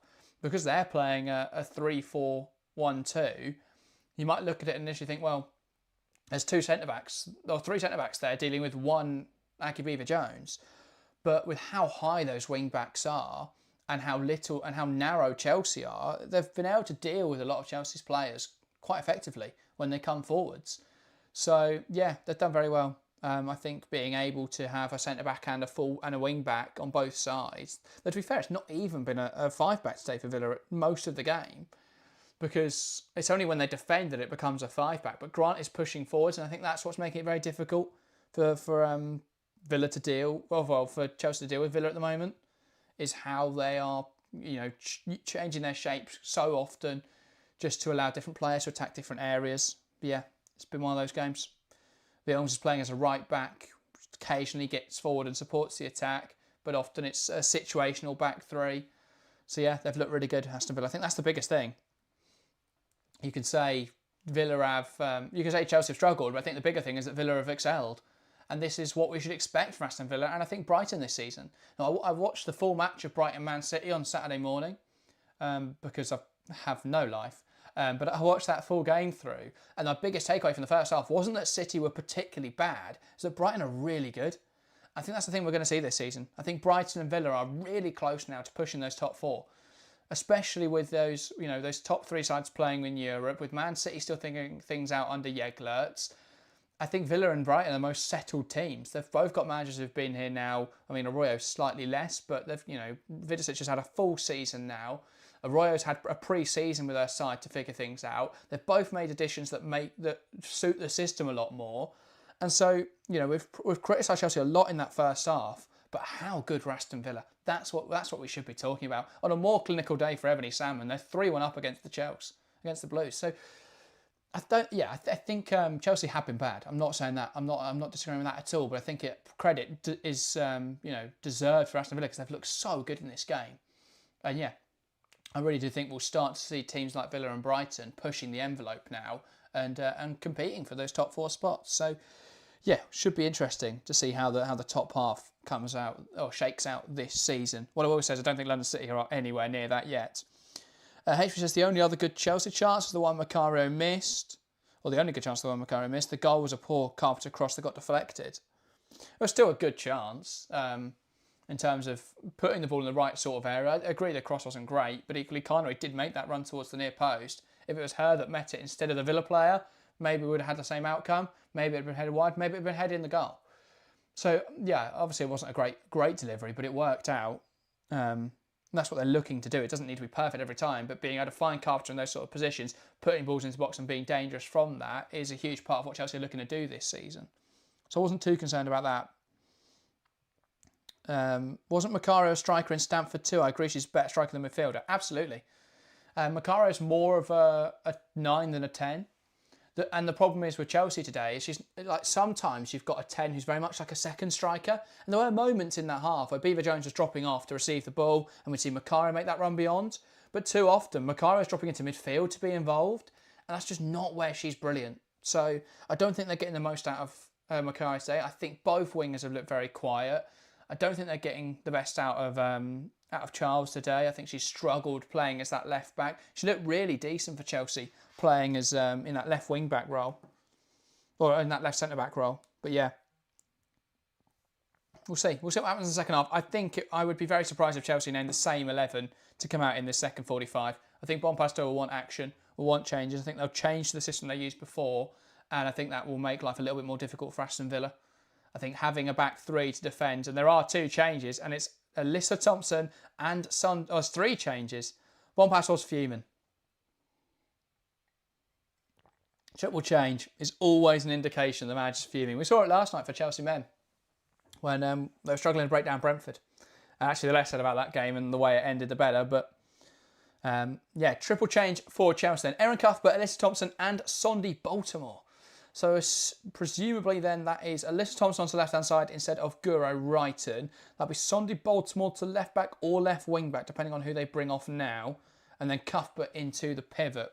But is that Captain off or is Captain pushed further forwards? It's going to be number 18, Vika Captain, making way then for Erin Cuthbert.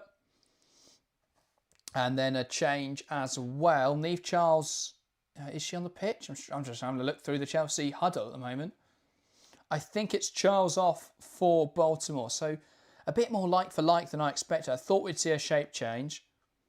Another goal, by the way, for Manchester United. They've come out and scored within 60 seconds. Or within 90 seconds of the second half.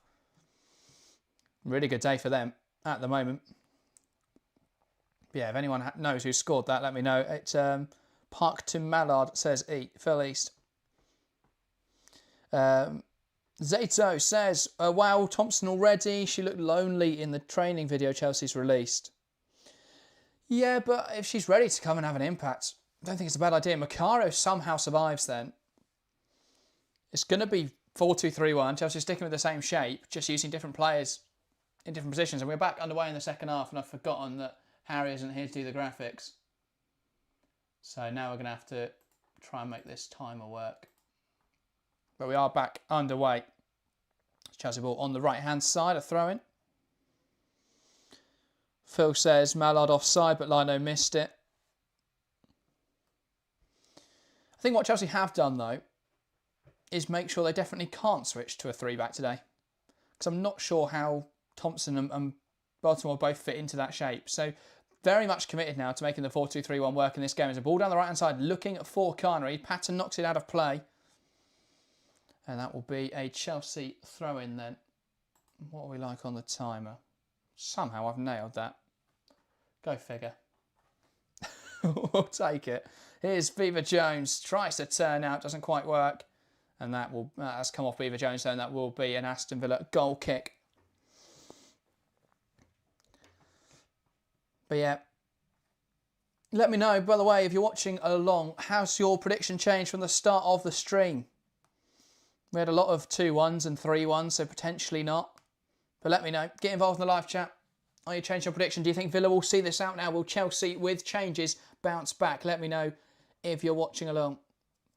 It's Aston Villa playing out from the back now. Patton into a central area. Lovely flick from Daly, but it doesn't quite come off. Walsh there, too lackadaisical in the middle of the park. And here come Aston Villa. Daly, nice dribble. Can't quite find a forward pass. Here's Missy Kearns. Now Patton. Slots it forwards into Salmon, who drops off the defender nicely. Now Lynn Vilms. Tries to go down the line, and it's knocked out of play by Sonia Bompastor. And Vilms there. I think she felt she was fouled. And that will be actually a free kick for Aston Villa. Phil says, Kang looks ready to punch someone. Well, it's 4-0 Manchester United, so you can see why. Bryce says, I think Chelsea with changes will win. Mallard with a second goal in that game for United. Then it's 4-0. London City with 8 goals conceded in 2 games then. Can't say I'm massively surprised. Thought they'd start slow. Brandon says, my prediction was Chelsea 2, Villa 1, but now it's Chelsea 3, Villa 0. Not sure how that's going to happen, Brandon. Unless Villa's goal gets retrospectively disallowed. But it's a Chelsea free kick deep in their own half. Bright looks to make it happen quickly. Villans heads it away. Drops now for Grant, who has Baltimore on her back. And it's good defending from Sonia Bompastor. And here's Alyssa Thompson. First touches in a Chelsea shirt. Pass across to Macario. It doesn't have much weight on it, but it just about finds its intended target. Cuff put to the left-hand side. Here's Sonia Bompastor overlapping effectively. Ball into the box. Chance for Chelsea. Cleared away well by Lynn Villans at the front post. Strike from range now from Kira Walsh. But it's straight down the throat of Ellie Roebuck. Feels as LCL have just stopped. Yeah, they did that against Arsenal. There's so, like that last 10 minutes. I mean, it's happened earlier today. That's got to be more concerning. But yeah. Definitely worrying that for Croatia and London City. The manner in which they are losing at the moment. Grant, ball down the line, looking to find Salmon. Good defending from Bright, who recovers across nicely. But Chelsea haven't had more control in this game yet. Or more attacking threat. This was a nice move though. It was actually Bjorn actually who took the shot. I thought, given how high she was, that was a defensive midfielder, but alas, it's Bjorn's effort. So now, a throw-in on this near side with Lynn Villans. Throws it short into Salmon. Pass inside to Daly, back to goal, forced to Missy Bo Kearns. Now forward pass cut out by the tenacious Erin Cuff, but AB says, wonder if Charles and Gurma injured has limited 3-back option. Well, Charles is fit. She's still on the pitch. I guess that's why she's come off at half-time, potentially, injury. But also, we've got Viola Berman, who we haven't seen yet in a Chelsea shirt, but she is, she played at the Euros for Netherlands. She's an experienced, well, very experienced considering she's 19. I know she hasn't played in the WSL before, but at some point she's got to just play a game. You know, I guess they didn't want to throw into an occasion like this, but there we go. Alyssa Thompson there, bringing down Chastity Grant, I think it was, and that will be a Villa free kick. Now, a good area for this as well, for Aston Villa.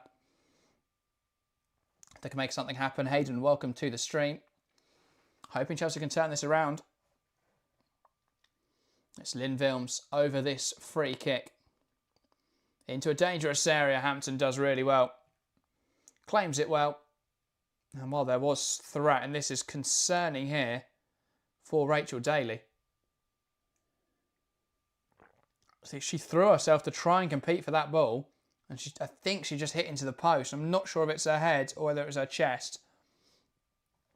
But this will be concerning. You immediately saw the Chelsea defenders look quite worried for her. So let's see a replay of that.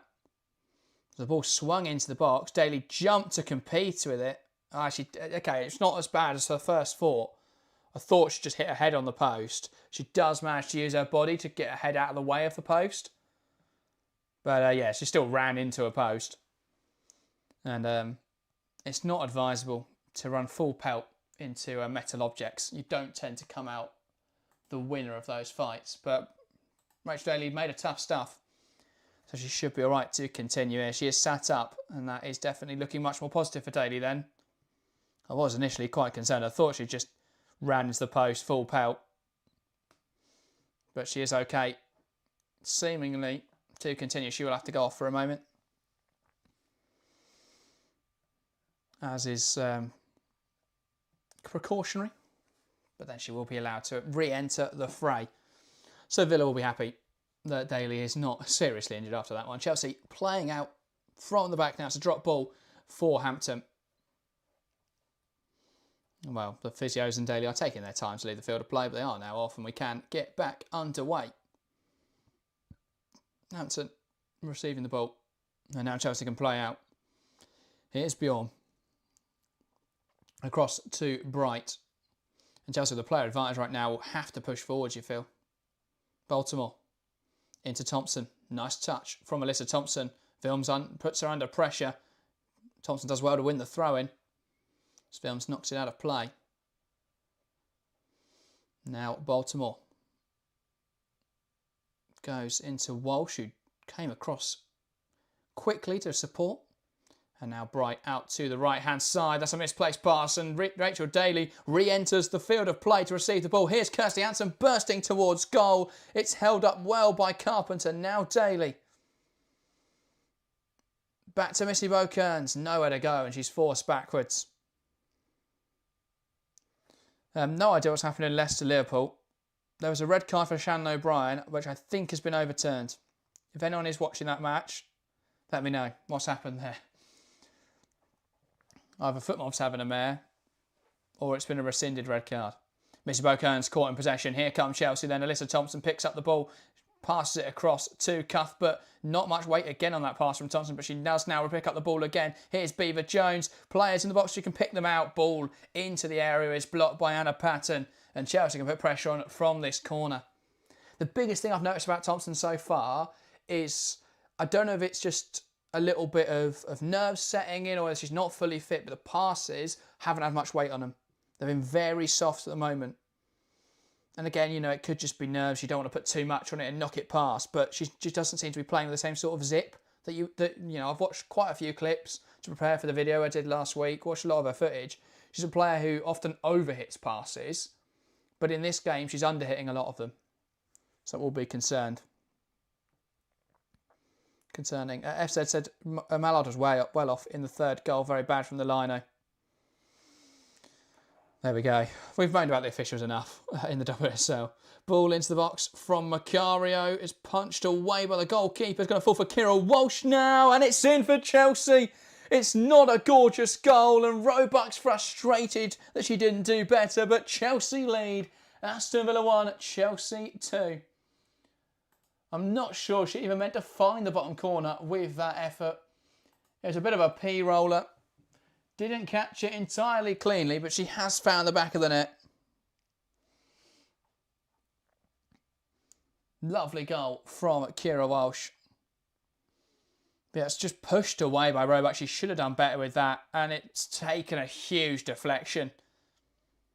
Huge deflection off Missy Beaucairns in there. I'm not sure she got the contact that she'd want behind that Walsh. A bit of a scuffed one. Takes a deflection and in it goes. And Chelsea are level. Oh, sorry, Chelsea lead. I've been scrambled by that goal, but there we go. And we're back underway. Grant, lovely move to get past Sondi Baltimore. Now out to Ebony Salmon on this right-hand side. Ball in towards the box, but that's over here. And Kira Walsh with another goal for Chelsea. Starting to become a bit of a habit. Right, says Walsh's goal scoring era is surreal, but I'll take it. How much is she on aerial fantasy? Is she worth a gamble at this point? Nigel says Millie Turner's getting stretched off by the looks of it. And Phil says the same. That is concerning. United have 3 centre-backs. And Millie Turner's one of them. So any of them being stretched off is a huge concern. And they wouldn't have wanted to have to put Janssen on today with obviously Champions League on the horizon. Big game on Thursday night for United. Leicester City lead against Liverpool. Oh dear, Liverpool. Oh dear, Gareth Taylor. That's a surprise.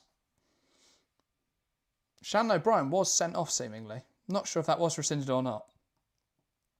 Let me know if you're watching the games. Emily Van Egmond with her first goal in Leicester Blue.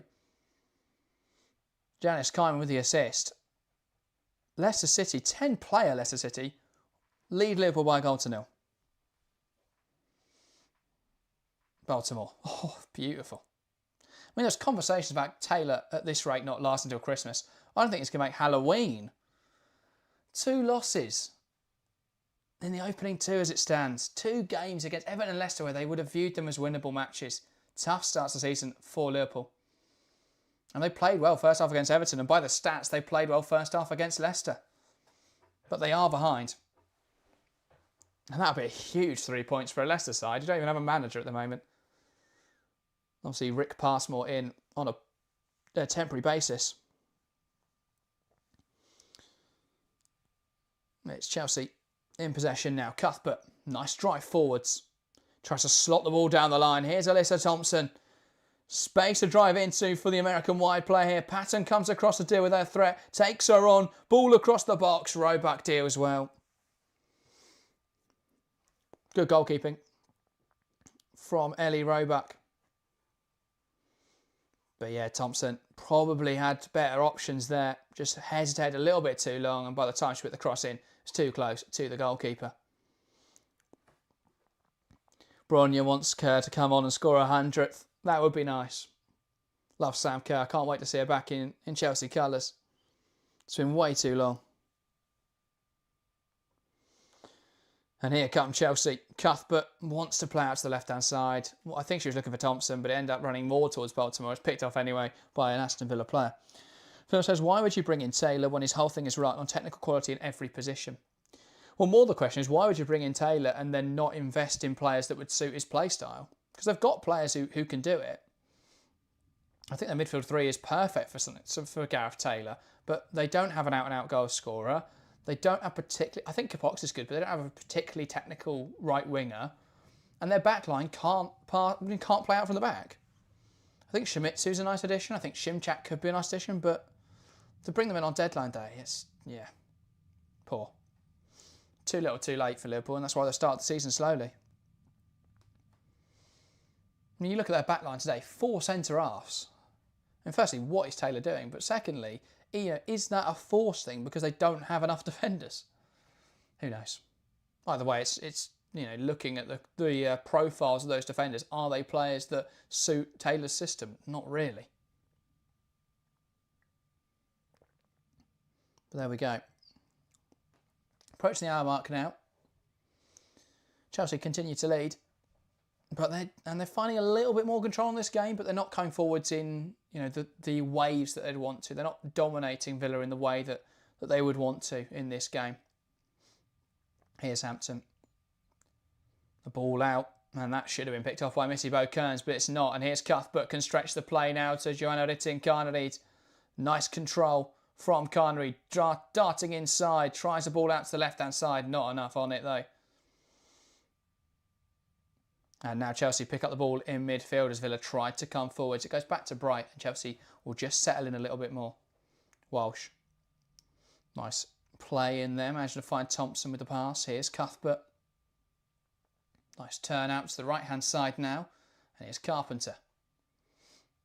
Into Macaro. Does well with her back to goal to hold the ball up. Needs some support. Carpenter competes well for it. It's a bit of a mess. But it drops now for Bjorn.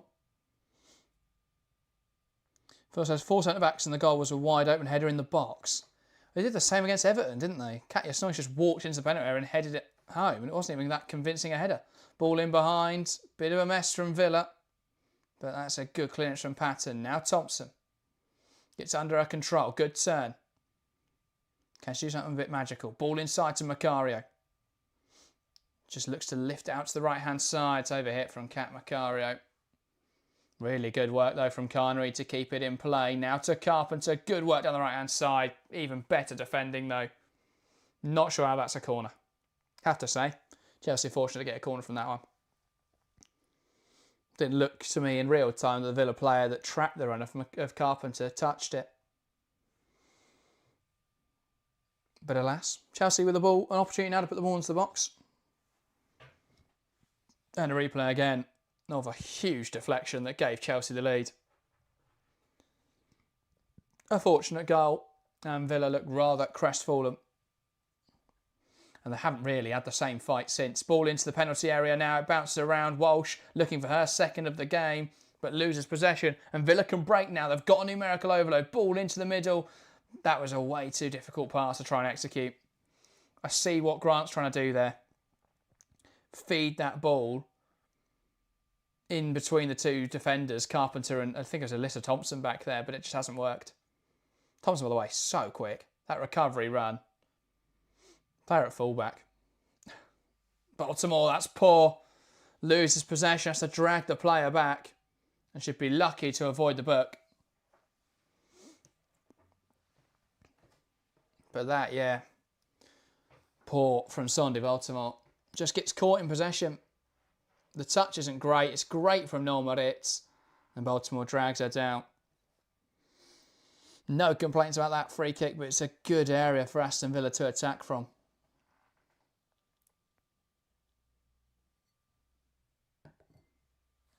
And Sonia Bompastor was booked for that challenge. Can't say I'm surprised. For aerial fantasy reasons, though, I am disappointed.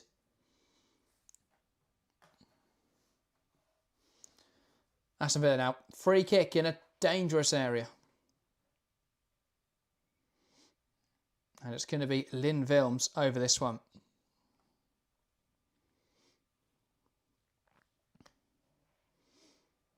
Can she deliver a ball of quality into the area? Looking to try and pick someone out in the box. Villans over this. Takes aim, and that's wide. Probably had better options there, Lynn Villans. Opted to try and just put it on target, but can't quite find the target. And that is wide of the mark. And Chelsea now with a goal kick.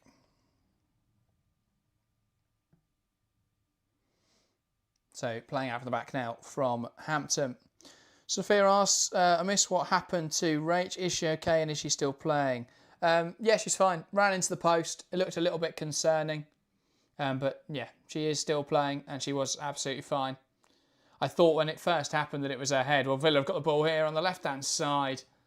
But Kirsty Hansen just runs out of play a little bit too long. And now it's a Chelsea goal kick once again.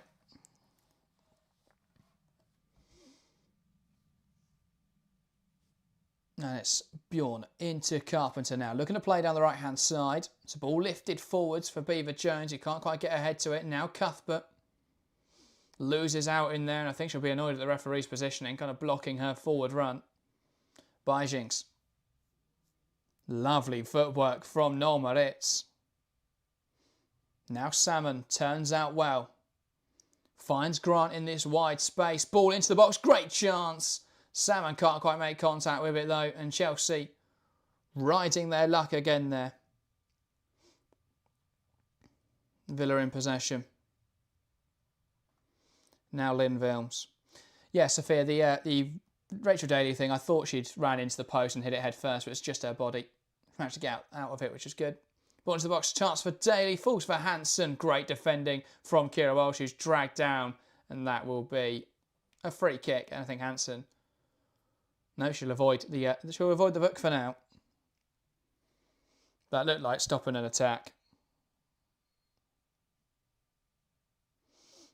But yeah, that was a great chance again. Salmon couldn't make the right contact with it. She's had so many chances today, haven't he, Salmon? She did well to take her goal. But I think overall, you'd probably say she had a bit of a disappointing game, which is an odd one. But yeah, 5 shots in this match. Only one big chance missed. But yeah, she's had chances, Salmon. On another day, this very much could have been Aston Villa's. And while there is still 25 minutes to play, so I'm not ruling anything out yet. But they have struggled more to create chances of high quality in this second half. Here is Sonia Bompastor. Tries to go up the line, flicked over the shoulder into Salmon. Bullish defending from Bright, and that rolls out of play. That is a Chelsea throw. Here's Baltimore.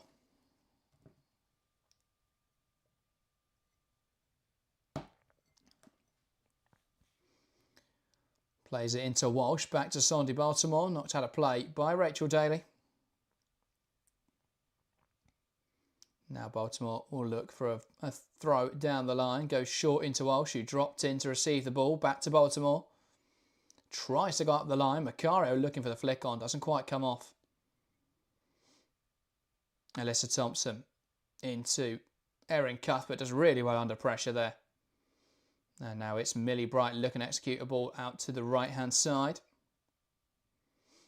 Trying to get the ball under Moritz there, sorry, not Hansen. She has managed to win a throw. And now Villa looking to progress. They've done well to give Chelsea a really difficult game today, Aston Villa. That's a good win in there from Erin Cuthbert. Now Bjorn playing it in behind. Thompson and Beever-Jones give chase. Robot quick off her line. Does well to deal with that.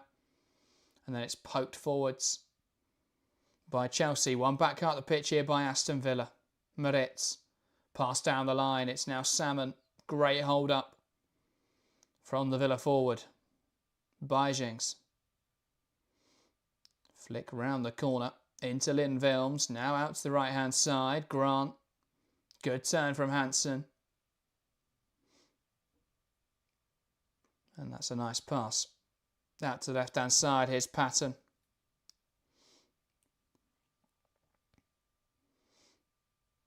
Salmon cuts inside. Shots blocked. Drops again though. For De Landes. And that is blocked as well. Now they'll try and play out down the right-hand side. Strong tackle in there on Carpenter, who does manage to hold onto the ball. And then Bjorn composed and knocks it back there. Zelda dummy knocks it back to Hampton. It sounds like the Australians talking in chat. Same situation that you've got with Stan, we have with Sky. Sky Sports is a separate payment and a very large payment just to access the sports. Patton knocks it back to Ellie Roebuck.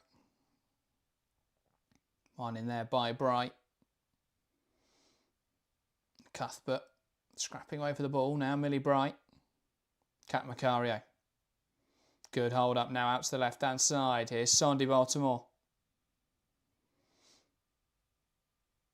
Looks to put the ball into the box. Good hold up. That's blocked in there by Vilms.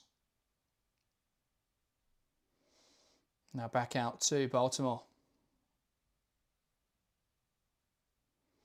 Looking for a pass inside, nothing available.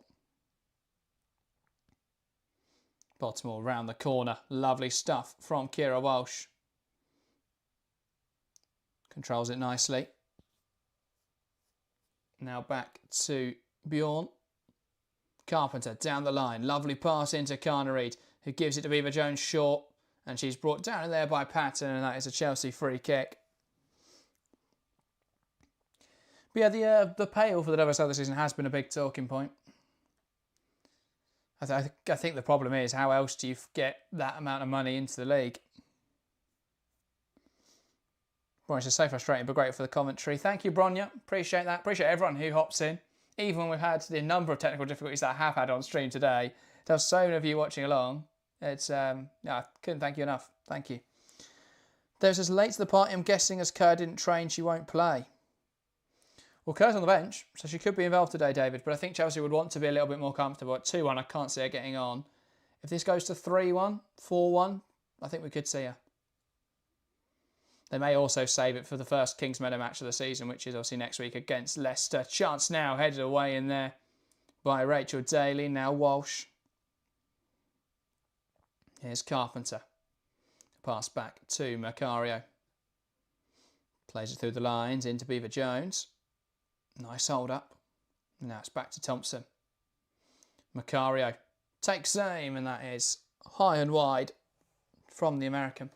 I personally think with Kerr, there will be a desire to have her fit for Champions League when they want to rotate a little bit more. So potentially that is something to consider. I think we could see them look to build up her fitness in the next few weeks. And then obviously there's an international break as well, so yeah, they can rest her over that. Chelsea bring the ball forwards. Here's Cuthbert. Now Kat Macario. Carpenter down the line looking for Carnareid, who makes a run the wide space. Can go back to Carpenter here, but it's over hit. And that will run through to Ellie Roebuck. But Chelsea, a nice combination, but the final ball lacking a little bit there. Here's Bright. Nice header inside, flicked on well by Macario. That's cleared away convincingly by De Landes. Bright sends it back forwards. Carnareid here puts pressure on the defence, wins it high at the pitch. It's good defending. Great recovery from Anna Patton. And Vilms will get it clear emphatically. Salmon, lovely touch onto Grant. Will be forced backwards here though by the Chelsea press. Now looks to spin Sonia Bompastor. To no avail though, and her pass down the line fairly aimless as it's back into possession of Millie Bright. Walsh. Thompson, lovely give and go with Thompson now. He finds himself in a central area. Pass back into Natalie Bjorn as Chelsea settle into possession. Bright, lovely hold up from Erin Cuthbert. Now Walsh. Sonia Bompastor. Back to Bright and now across to Bjorn as Chelsea switch from left to right. And a bit of celebration in the live chat as London City have what is at this stage a consolation but a goal in that game against United. But it's Chelsea going forwards here, so we'll look at that in a moment. Carnareid wants to take on Landes. No room though for her to turn in there. And it's won back by Carpenter though as Villa try and clear it. Ellie Carpenter, pass inside to Kira Walsh. Now Carnareid, nice control. Walsh. Carpenter back to Walsh. Lovely ball into Macaro. Spins the player well. Looks to give it back to Kira Walsh, but it's slightly misplaced. Cuthbert hacked down the edge of the box. Chelsea free kick. So yes, Nikita Pass with the goal for London City Lionesses. A header according to Nigel. And that sees them only losing 4-1 now. But that does mean that Manchester United lose their clean sheet. Which is disappointing for aerial fantasy reasons, but there we go. And here, a big moment for Chelsea. Sam Kerr, after, I believe, 19 months away from the field, is back in Chelsea colours. And it's to a rapturous applause from the Chelsea travelling faithful. Sam Kerr on. Can she get a 100th goal and give Chelsea an advantage or extend their advantage in this match? It's Baltimore and it's Macaro over this free kick. It looks very much like they hit this direct, but Sam Kerr is back, ladies and gentlemen. And it's beautiful to see. Baltimore and Macaro, who will step up over this one then. Waiting for the referee's confirmation. And it will be Macaro that steps up, strikes it and it hits the wall. Disappointing after all that build-up. And now it's poked out of play for a Chelsea throw. And they'll use this to allow them to get back into shape. First, I need a Kerr goal for fantasy points. Well, that could be. Is she a visionary, Phil? I assume so because I don't know if anyone has her. But equally, there might just be a lot of Sam Kerr fans that have just brought her into their team because it's Sam Kerr. But it's good to see her back. And with the games piling up, especially in October, I think it's important that Chelsea have some options up front. It was Beaver Jones, by the way, that made way for Kerr. Here's Bjorn. Into Walsh, who spins her player well, but the pass down the line was slightly misplaced. Price is not a visionary, but she is cheap at 6.5. That is true. If she's going to start in the next few weeks, she'll definitely be a bargain, I think, on aerial fantasy. I mean, there's been some rogue pricing on the game this year, I have to say. Things like Daly being 9 mil, I think she is. But then Kerr's 6.5. I mean, even if you're basing that solely off last season, I don't see how Daly's worth 9. Right, so there's Carnareid, not Beaver Jones. Yes, true. Beaver Jones has gone onto the right flank then. Well, actually, now they've just swapped Beaver Jones and Thompson. Thompson onto this right-hand side. Lovely footwork from Melissa Thompson. Good ball into the box. Picks out a player. But Erin Cuthbert just wide of the mark. There was 2 players jumping for it. It's Kerr and Beaver Jones. I couldn't quite see who the Chelsea player was who made the run to the back post. It was Erin Cuthbert. Couldn't catch it cleanly. Not a bad ball into the box, but no one making that back post run. If there was, very much could have been a very delicious delivery from Thompson on her debut. Beaver Jones, strong header back towards the Chelsea attack. Kerr flicks on to Macaro. Can she add another? It's blocked away to Thompson, who can't quite meet it. Big save by Roebuck. Chelsea unable to make good on it on the rebound. Now a free kick there for Villa, but it's a Chelsea player down injured. But a flurry of chances there. Kerr, a lovely flick onto Macario. And Thompson couldn't quite meet the rebound as it was parried away, pushed away by Roebuck. Does well just to get it pushed it quite far with a bit of distance, so Thompson couldn't quite get there. You do feel Thompson could have committed a little bit more, just thrown herself at it, but there we go. Perhaps hampered somewhat by the cast on her wrist. Ball down the line. Nice hold up there by Cuthbert under pressure.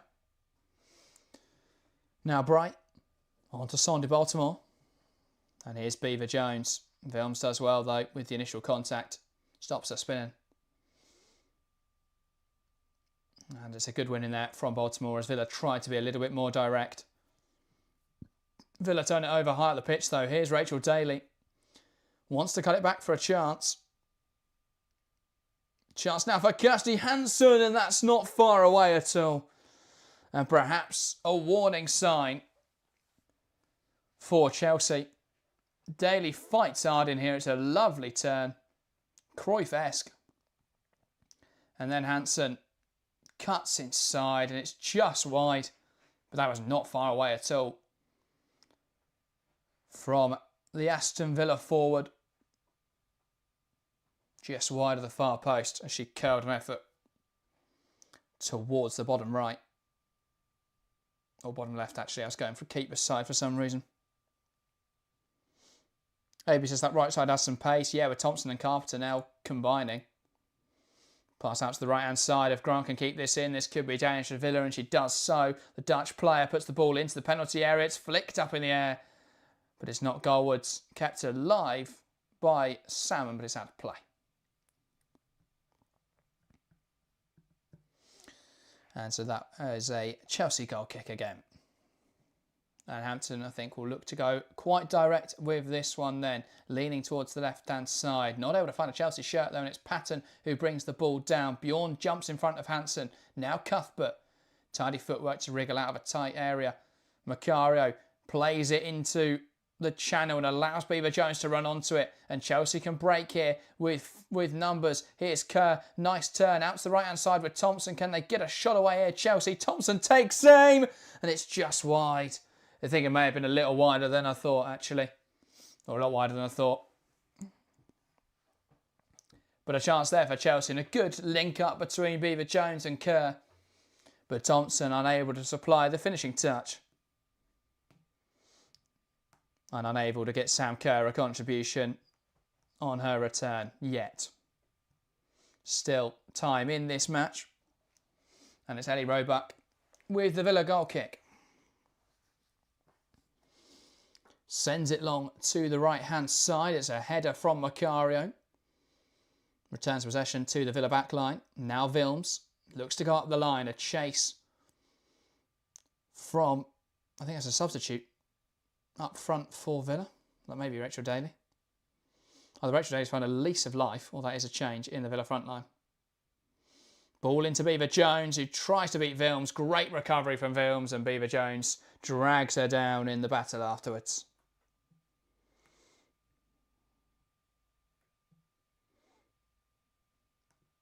But yeah, trying to see, well, we're going to see a replay of that Thompson chance. Oh, no, we won't. We'll see a replay of what we've just seen. Yes, it was Georgia Muller on for Ebony Salmon a few moments ago. Unfortunately, Sky just didn't show that. Or I wasn't paying attention. I'm going to put it on Sky, though. But yeah, so Georgia Muller now leading the line for Aston Villa. Alongside Hansen. Here's Macario, pokes the ball down in towards Beaver Jones, who cuts back into the box, finds Kerr, back to Beaver Jones. What a save from Roebuck. And Beaver Jones was offside anyway. Kerr's got to shoot there. Absolutely got to shoot there, Sam. Oh, unbelievable. What a chance.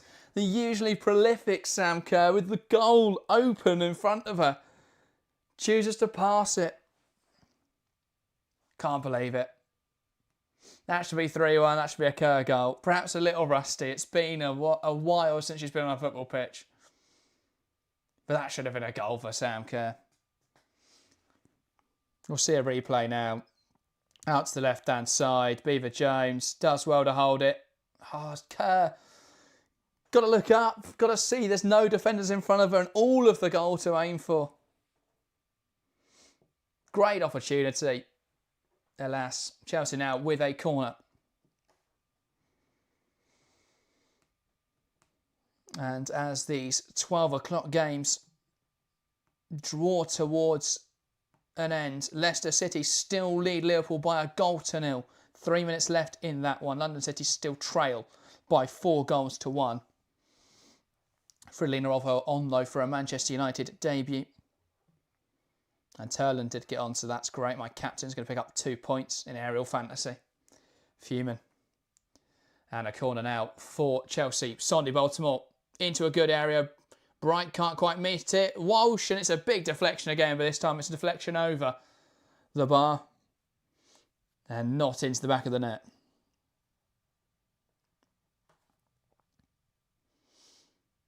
And so now Chelsea with a corner. I think looking back, we realised she probably should have scored. That should have been number 100.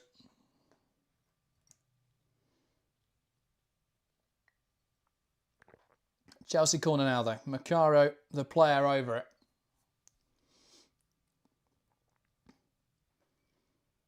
And Chelsea shirts surrounding the 6-yard box. Waiting for the Macaro delivery. It's a ball in towards the near post. It's cleared away and it'll be another corner for Chelsea. Need a bit of height on that. That delivery into the near post. I mean, if you get the flick on, maybe it comes off. But yeah, not enough height on that from Macaro. But that does seem to be what they're intending to do. Intending to deliver it in towards the front post. I'll just put it in the box. Chelsea have got height in there. It's 5-1 Manchester United as well, by the way. London City's 9th goal conceded in 2 matches. Jess Pint worldie according to Phil. Cat Macario gives it short to Thompson, to Cuthbert. Now Walsh looking for another. It's another big deflection. Again, it's a deflection taking it over the bar. Big block in there. To deny Kira Walsh wasn't a bad effort. Great clearance though. Moritz just reads where the flight of the ball is going and just flicks it over the bar more than gets in front of it. And so Chelsea with another corner. Macario. Can this delivery be a little bit more successful? We'll find out. Cat Macario steps up. In towards the back post. It's pushed away. Millie Bright hacks it back up in the air and it's on the roof of the net. And that is the end of a succession, a bombardment really, of corners for Chelsea.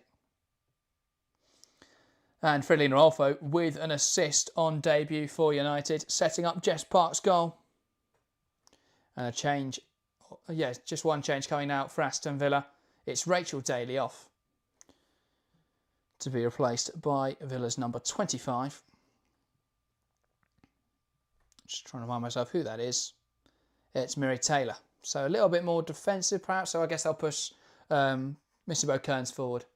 Mullet now with something to chase. Bright wins it back. Clips it forward looking for Kerr. Great hold up from the Aussie. Now back to Baltimore. Who again does well. Pokes it through the legs of Miri Taylor. Ball clipped in behind. Chance now for Sam Kerr. Bursting towards goal. Ball across the box. Beaver Jones can't quite get there. Cuthbert now to make something of the rebound. Crashes against the bar. Back towards goal. And it's over the bar. And I'm not sure who actually got the final touch on that one. But all I can say is it's not in the back of the net. And the score remains Aston Villa 1, Chelsea 2. Chelsea definitely stepped things up in the second half though. Looked a lot more comfortable. Cuthbert thundering against the bar. And it was her header that went flying over. I mean, I think you could make an argument that she was fouled after the header, but I don't think the ref's in the business of giving penalties at this stage. Wasn't much of a complaint about it. I think Cuthbert was too dazed to complain. And either way, Maritza's receiving treatment as well for her involvement in that. Johanna says, what is the deal with no front of shirt sponsor for Chelsea? I mean, it looks good, but it's unexpected. Yeah, it's a problem for Chelsea across the men's and women's game at the moment. They haven't had one for a while, but yeah, it's just a disagreement with negotiations. They're trying to, I think the problem is they're asking for more money than they're realistically going to get. Change going for Chelsea. Kat Macario makes way, and I didn't quite see who's come on. It's Orion Jean-Francois, I believe. Yeah, looks like it. Into midfield. So they'll just shore things up in midfield a little bit more for the last few minutes. Sochan de Landes down for Villa, sorry, not Maritz. But yeah, I think Chelsea are asking for more than they're going to get for a front of shirt sponsor. But to be honest, I don't mind. That third shirt this season, the black and white one, it's a beautiful kit.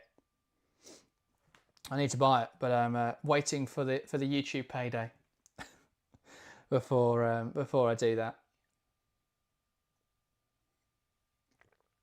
But yeah, so your support helps fund my football shirts. You'll be delighted to know. Here's Ellie Roebuck with a goal kick for Aston Villa. And yeah, confirmation, Macario off. Orion Jean-Francois on. Ellie Roebuck will launch this forward for Aston Villa. And launches it out of play. So that'll be a Chelsea throw in then in Villa's half on this near side. So Baltimore with the throw in. Lays it short into Beaver Jones. Back to Baltimore. Beaver Jones looking inside. It's brought down. And yeah, that is definitely a foul there from Kendall, who came into the midfield for Aston Villa. I feel like I don't remember Kendall happening either. Came to the back line for Villa. Sky been quite poor at showing subs, or I've just been distracted, but there we go. Baltimore on this left-hand side. Beaver Jones without room to manoeuvre in. Back now to Sandy Baltimore. Now Bright. Look and execute a ball out to the right-hand side, and it's misjudged by everyone there. Thompson was playing a game of chicken, seemingly. And now Villa with a throw-in.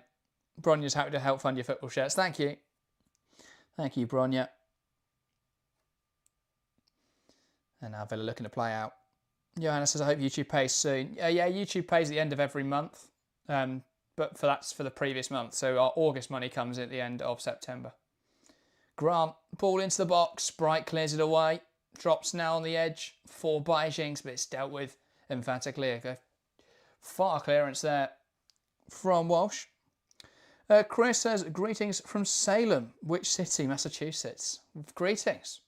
We've got 7 minutes of additional time in this game. That's brilliant. I love significant additional time on the first of a double stream. But yeah, a reminder for those that have either just joined or didn't hear me say earlier, we will be live for Everton Tottenham following this game. So stick around, don't go anywhere. It's going to be enjoyable.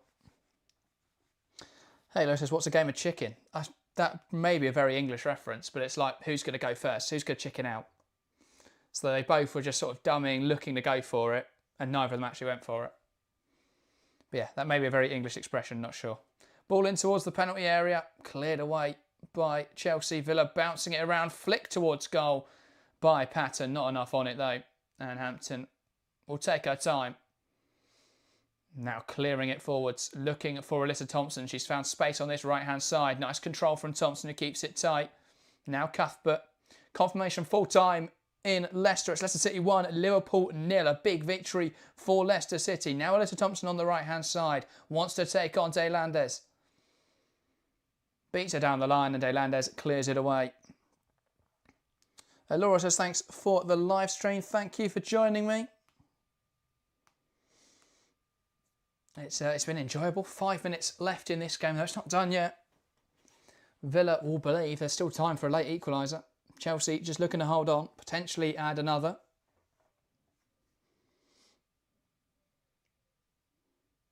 And now it's a corner.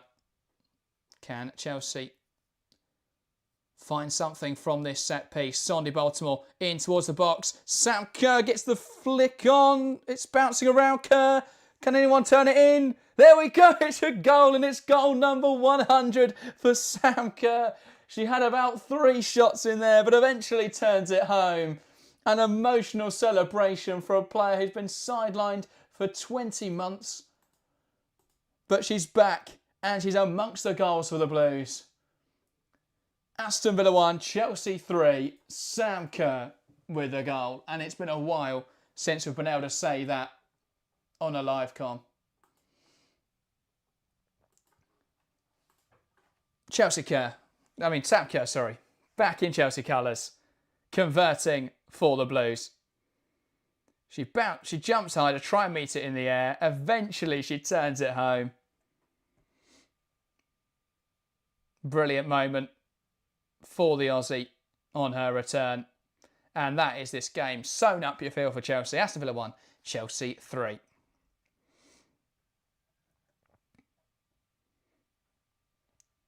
the ball in behind, runs straight through for Roebuck. Laura says, great commentating. Sky or BBC have to hire you. I appreciate that comment. That's Aston Villa. It's cut out though. Villa trying to play out from the back again. I'm loving the celebrations as well for Kerr, scoring on her return. And a ball now to the right-hand side. Here's Chastity Grant as Villa look to spread the play. Poked forwards though, and it's Millie Bright who comes away with it. And she's going to go on a bit of a drive of her own here. But she does give away a throw in there. And I think maybe booked for kicking the ball away. And then the restart. Ahmed says Leicester City with 10 players beating Liverpool. Liverpool heading down. It's been interesting. We came into this season speaking about how many good quality teams there were and how that relegation fight was going to be so tight. And then the first few weeks of the season, West Ham have looked abysmal. Shot from range, and that's wide from Hansen. But so far this season, West Ham have looked abysmal. I mean, Friday night was terrible, particularly for West Ham. Leicester City just looked depleted of joy, but I think a win today will be huge for them. Liverpool have struggled. London City have been awful so far. They've had 2 very tough games though, so there's a little bit of a mitigating circumstance there. But we came to the season to think about how much quality there is, and then since then, everyone's just fallen apart. So did she do a backflip? No. Fortunately, coming back from a long-term injury, she hasn't chosen to do a celebration that could injure her again. But no, she very much, it was just a bit of a huddle. I think the whole team revelled in that goal, revelled in celebrating it. But yeah, let's not encourage backflips until we know she's 100% fit. Beijing's. Now Patton under pressure from Kerr, who's hunting for another. Ball sent forward. Bright wins the aerial contest with her podcast co-host. Oh no, sorry, it's Georgia Mullet. That's not as exciting. We haven't seen any direct Daly versus Bright, have we? Shame. But yeah, Cuthbert dragged down there by Beijing's Chelsea free kick. Now Thompson. Nice hold up on the right-hand side. Jean-Francois back to Alyssa Thompson. And back again to Carpenter. Now Bjorn.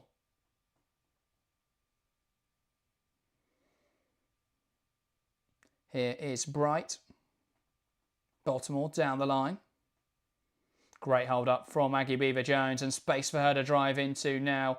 There's gaps in this Villa defence. They've clearly tired. And I think now devoid of belief that they can get this game back. Chelsea coming forwards. Carpenter down the right-hand side. Out to Alyssa Thompson. Can they find another in this match, Chelsea? Beats one, Thompson. Tries to put the ball into the box. It's cleared away, though, by Oshande Landes. And that will it'll be a corner for Chelsea. But that will likely be the last contribution in this game. But yeah, a reminder, we are live at 2:15, so in 15 minutes time, we're live again. There may be a slight delay on that one, since I'm the only one here, but we are live again in 15 minutes time for Everton Tottenham. So make sure to join me for that one. Ball into the box, headed away. If you're not joining me for that game, then look out on Tuesday for our weekend roundup. We'll be back to cover all the WSL matches and look at our aerial fantasy teams, which at this point I'm dreading. Mine has gone horribly wrong this week, but there we go. Baltimore ball in again. Chelsea looking for a fourth. It's cleared away to Walsh on the edge. Can she find another? It's a big block in there. Cleared away. And that is the full-time whistle. A big victory for the Blues. They started slow today, but they do find the win in the end. A 3-1 victory. A goal on return for Sam Kerr. A good day out for Chelsea. Normally I would stay and offer a little bit of a summary of that match and analysis, but since I am back in 15 minutes, that is where we will leave things today. Thanks everyone that has joined in the stream. It's been an enjoyable one. A great win for Chelsea. I'm going to go and change shirt and be live for Everton Tottenham in 15 minutes time. But if you've got to go, then thank you so much for joining me this morning. And we'll be back for the weekend roundup on Tuesday. If not, join us for Everton Tottenham in 15 minutes. That though is everything from me today. Thank you guys very much for watching, and we'll see you next time.